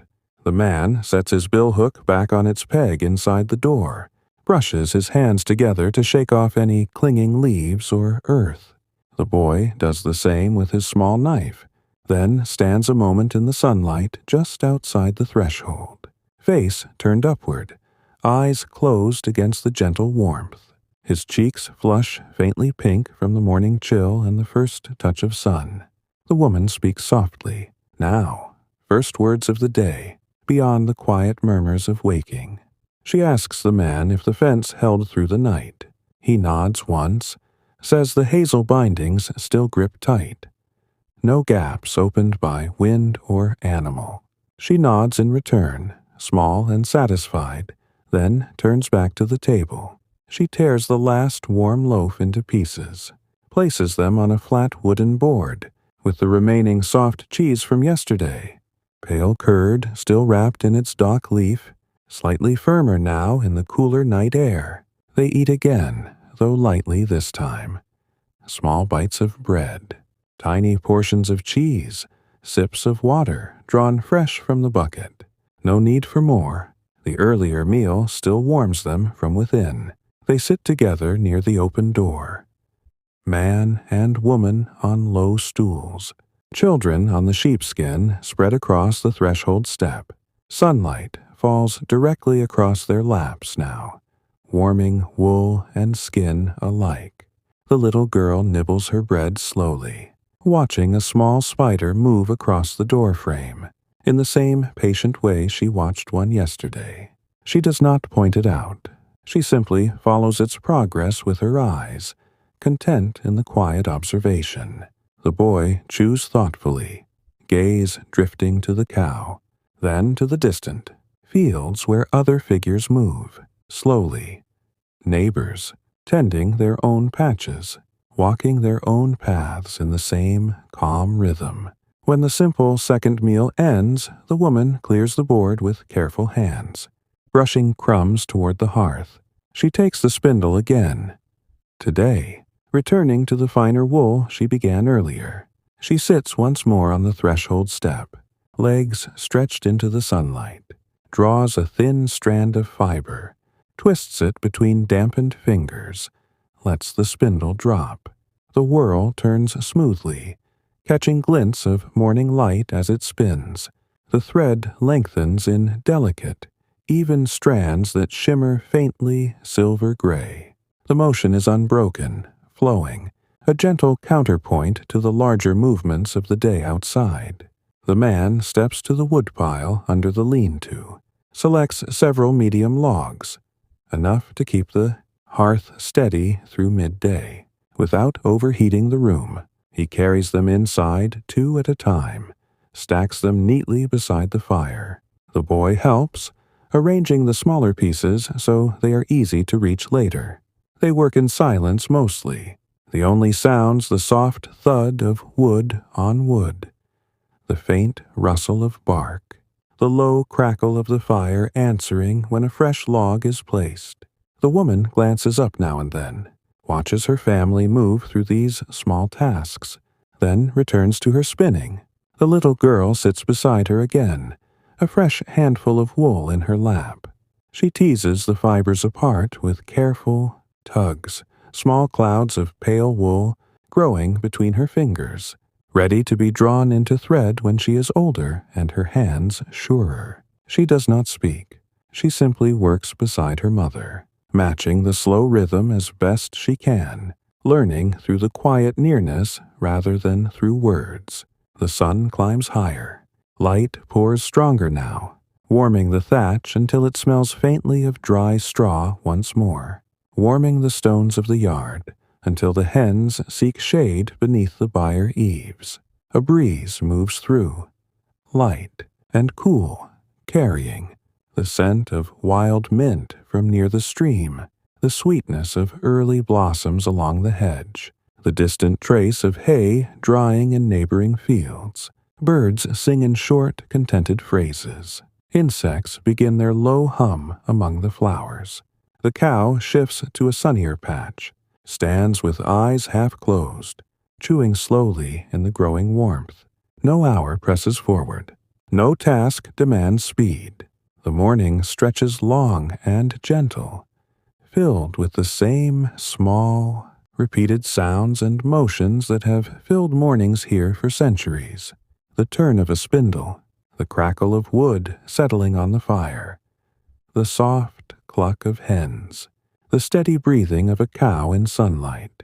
Everything fits together without strain, without hurry, simple threads in the larger, unbreaking pattern of days turning one into the next. We linger still in this calm unfolding, letting the sunlight strengthen across the yard, listening to the patient whir of wool being twisted into thread, feeling the quiet warmth of ordinary life continuing without end or interruption. The morning has deepened into its fullest calm now, the sun standing well above the horizon, but still low enough that its light slants gently across the yard, warming without overwhelming, touching everything with a soft, even glow that makes the ordinary seem quietly beautiful. The thatch on the roof has dried completely under the climbing sun. It gives off a faint, sweet aroma of sun-heated straw whenever the breeze moves across it in slow waves. The stones around the hearth inside hold their warmth from the breakfast fire, radiating it outward in gentle pulses that keep the single room comfortable, even as the outside air grows milder. Shadows lie shorter now beneath the hazel branches and along the garden fence. The world feels open and unhurried, content to rest in the steady progression of the day. The woman continues her spinning on the threshold step, legs stretched into the sunlight, spindle turning steadily between her fingers. The finer wool she works with today draws out into delicate strands, thin and smooth, catching the light in faint, silvery gleams as they lengthen. She draws a fresh length of fiber from the roving across her lap, moistens her fingertips just enough to help the twist travel upward without breaking, lets the spindle drop and spin. The whirl rotates with a soft, constant whir, almost musical in its repetition. She winds the new thread onto the shaft with careful turns, draws again, twists again. Her breathing matches the rhythm without effort. Slow inhale as the fibers stretch, slow exhale as the spindle turns. She does not count the lengths or measure the time. The work simply flows, one gentle motion folding into the next, the same way the day itself unfolds. The little girl sits close beside her, knees drawn up, small hands busy with her own handful of wool. She teases the fibers apart as she has seen her mother do so many times, pulling gently, separating the clumps into loose clouds, feeling the soft stickiness of lanolin against her skin. Her movements are slower, less sure, but patient. When a strand breaks, she simply joins the ends, again with a small twist of her fingers, presses them together until they hold. She glances up at her mother now and then, watches the spindle drop and rise, then returns to her own task with quiet concentration. No words pass between them. The nearness is enough, the shared rhythm enough. Outside, the man has moved to the small garden patch beyond the low fence. He kneels among the rows of leeks and cabbages, pulling weeds by hand, one slow tug at a time, roots coming away clean from the damp soil. The weeds are mostly soft chickweed and groundsel today, easy to gather into a neat pile beside him. He works methodically, without strain, pausing every few minutes to sit back on his heels, wipe his brow with the back of his wrist, look at the sky to read the weather. The sun feels warm on his face, the earth cool beneath his knees. He breathes deeply, the clean smell of turned soil, the green scent of growing things, the faint trace of wood smoke still lingering from the hearth. The boy has joined him now, kneeling a short distance away in the same row. He imitates the motions exactly. Grasp the base of the weed, pull steadily upward, shake the soil from the roots, place it on the pile. His small hands press more firmly than needed sometimes, but he learns through the doing, through the feel of earth crumbling between his fingers, through the quiet satisfaction of seeing the row grow clearer with each handful removed. The man glances over once or twice, offers a single low word, gentler, and the boy adjusts, pulls more slowly, more carefully. No long instruction follows. The teaching lives in the shared silence, in the side-by-side work under the same sun. The hens scratch busily near the midden heap, turning over old straw and bits of earth in search of insects. One hen finds a particularly rich spot, dust bathes with slow, luxurious rolls, wings half spread, feathers fluffed against the warming ground. The others cluck softly among themselves, moving in loose, contented groups. The cow has wandered to the sunnier side of the yard, stands with her head lowered to graze, jaws working in the same steady rhythm she has kept since dawn. Her tail swings lazily now and then, brushing at flies that have grown more active with the rising warmth.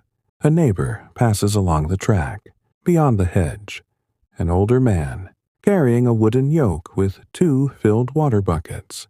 They exchange a small greeting across the distance. A raised hand, a murmured word about the fine morning, about how the leeks are thickening nicely this year. The neighbor continues on without stopping. The exchange is brief, sufficient, a thin thread of connection that keeps the village woven together day after day. The woman pauses her spinning for a moment, stretches her arms overhead, rolls her shoulders in slow circles to ease the faint stiffness that comes from long sitting. The stretch feels good, muscles lengthening, breath deepening. She exhales fully, then draws another length of wool, resumes the gentle drop and twist. The spindle turns, the thread grows, the light shifts by small degrees across the steppe. The sun climbs higher still. The yard warms further. The stones underfoot retain heat that rises in soft waves. The thatch smells richly of dry straw. The garden leaves gleam with the last traces of evaporating dew. A breeze returns, light, carrying the scent of wildflowers from the meadow beyond the fields. Small white daisies, purple vetch, yellow buttercups nodding in the gentle air. Birds sing in short, easy phrases. Insects hum low among the blossoms along the hedge. Everything moves at the same calm pace. People working slowly, animals grazing steadily, plants turning toward the light without hurry. No task feels urgent. No moment presses forward. The morning has become midday in its own unhurried way, filled with the quiet sounds of living. The soft whir of wool on wool, the rustle of leaves when the breeze finds them, the low cluck of hens, the patient chew of the cow in sunlight. All of it fits together without effort, without end. Small, repeated motions that have carried ordinary days forward through centuries of quiet turning. We stay here still longer, wrapped in the gentle warmth of this ordinary hour, letting the sunlight pour across the yard, listening to the steady rhythm of hands drawing thread, feeling the calm repetition that holds everything in its peaceful place. There is no need to hasten onward. The day breathes slowly, softly, endlessly familiar. The day has reached its gentle peak now, the sun standing high enough that light pours straight downward across the yard, warming every surface without the fierce heat of midsummer, only a steady, comforting glow that makes the world feel held and quiet. The thatch on the roof shimmers faintly where stray sunbeams catch the golden edges of straw. The packed earth floor inside the house has absorbed enough warmth that it feels soft and pleasant under bare feet. Shadows have drawn in close beneath the eaves and the hazel branches, leaving most of the yard open to the clear, pale blue sky above. A light breeze moves through now and then, cool against warm skin, carrying the clean scent of grass heated by sunlight, the faint sweetness of wild mint from near the stream, the distant, comforting trace of other hearth fires burning low through the afternoon. The woman has set her spindle aside for a time. The bobbin is full again, the fine thread wound neatly into a skein that hangs beside the others on the wall pegs, pale and even, ready for whatever weaving or mending the coming days will ask. She stands in the open doorway a moment, hands resting lightly on the frame, breathing in the warm air that drifts inside. The little girl has wandered back to her pebble patterns near the garden edge. She kneels there now, rearranging a few stones into new shapes, perhaps a small house, perhaps a simple circle, placing them with the same careful patience she brings to teasing wool. She does not hurry the play. Each stone is turned once or twice before finding its place, each adjustment made slowly, thoughtfully. The man has finished in the garden rows. He rises from his knees, brushes soil from his palms, straightens with a small roll of his shoulders. The pulled weeds lie in a neat pile near the fence, ready to feed. The hens later or add to the midden heap, where they will break down into rich earth again. He walks the short distance to the byre, checks the latch on the door, though it needs no checking, then moves to the woodpile under the lean-to. He selects a few thicker logs, seasoned, oak that will burn long and steady when evening comes, carries them inside one armful at a time. The boy follows with smaller pieces for kindling, arranges them beside the hearth in the same orderly way he has seen done every day. They work without words, movements flowing one into the next, the quiet thud of wood on wood, blending with the low cluck of hens and the distant murmur of the stream. Inside again, the woman kneels by the hearth. She rakes the coals gently, adds one of the fresh logs the man has brought. The fire answers with a soft crackle, flames rising low and even, sending new warmth outward in slow waves that reach the corners of the room. She sets the iron pot near the edge of the heat, water already inside from the morning bucket, a handful of dried peas added earlier to soak. They will simmer through the afternoon, into the thick pottage that will fill bowls when the light begins to fade. She stirs once with the long wooden spoon, covers the pot with its flat lid, lets the gentle heat do its patient work. The fragrance of peas and wood smoke begins to rise again.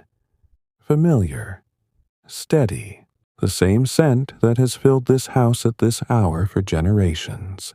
The family moves through the later morning in the same unhurried rhythm. The boy steps outside to check the water trough near the cow. Still full enough, but he tops it anyway from the bucket by the door, watching the water ripple and settle.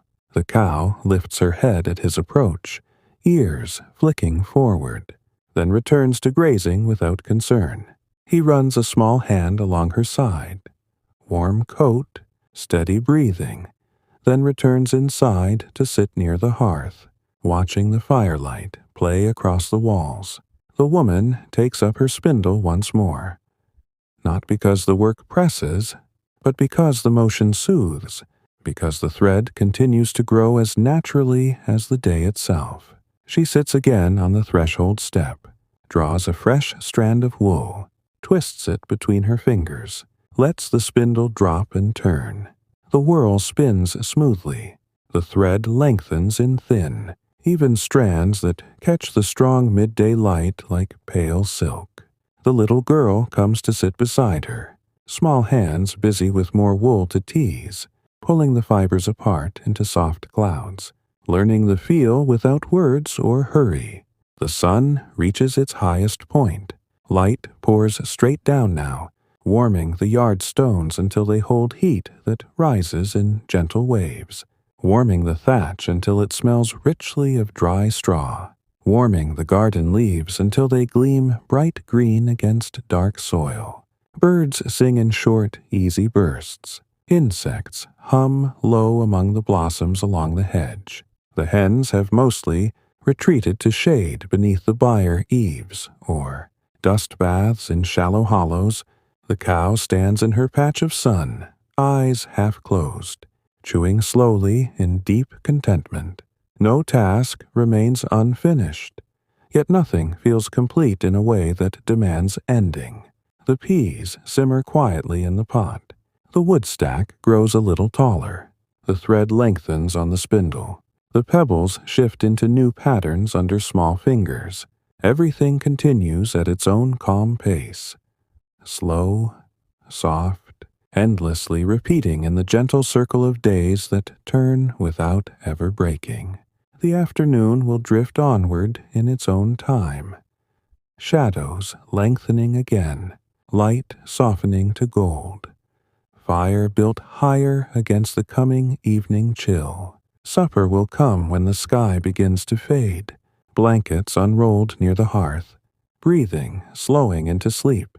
Then night will wrap the house once more, embers banked, stars pricking through the dark, the same quiet rest that has held this place for centuries. Tomorrow the dawn will creep under the door again, embers coaxed back to flame, bread baked on the griddle, the same small motions beginning without fanfare or end. For now we remain here, in this tranquil midday hour, wrapped in the warmth of sunlight on stone and wool, listening to the patient whir of the spindle, the soft rustle of leaves, the steady breathing of a family and a home held, safe in the slow turning of ordinary time. The echoes of everyday moments drift on, calm, unchanging, endlessly comforting.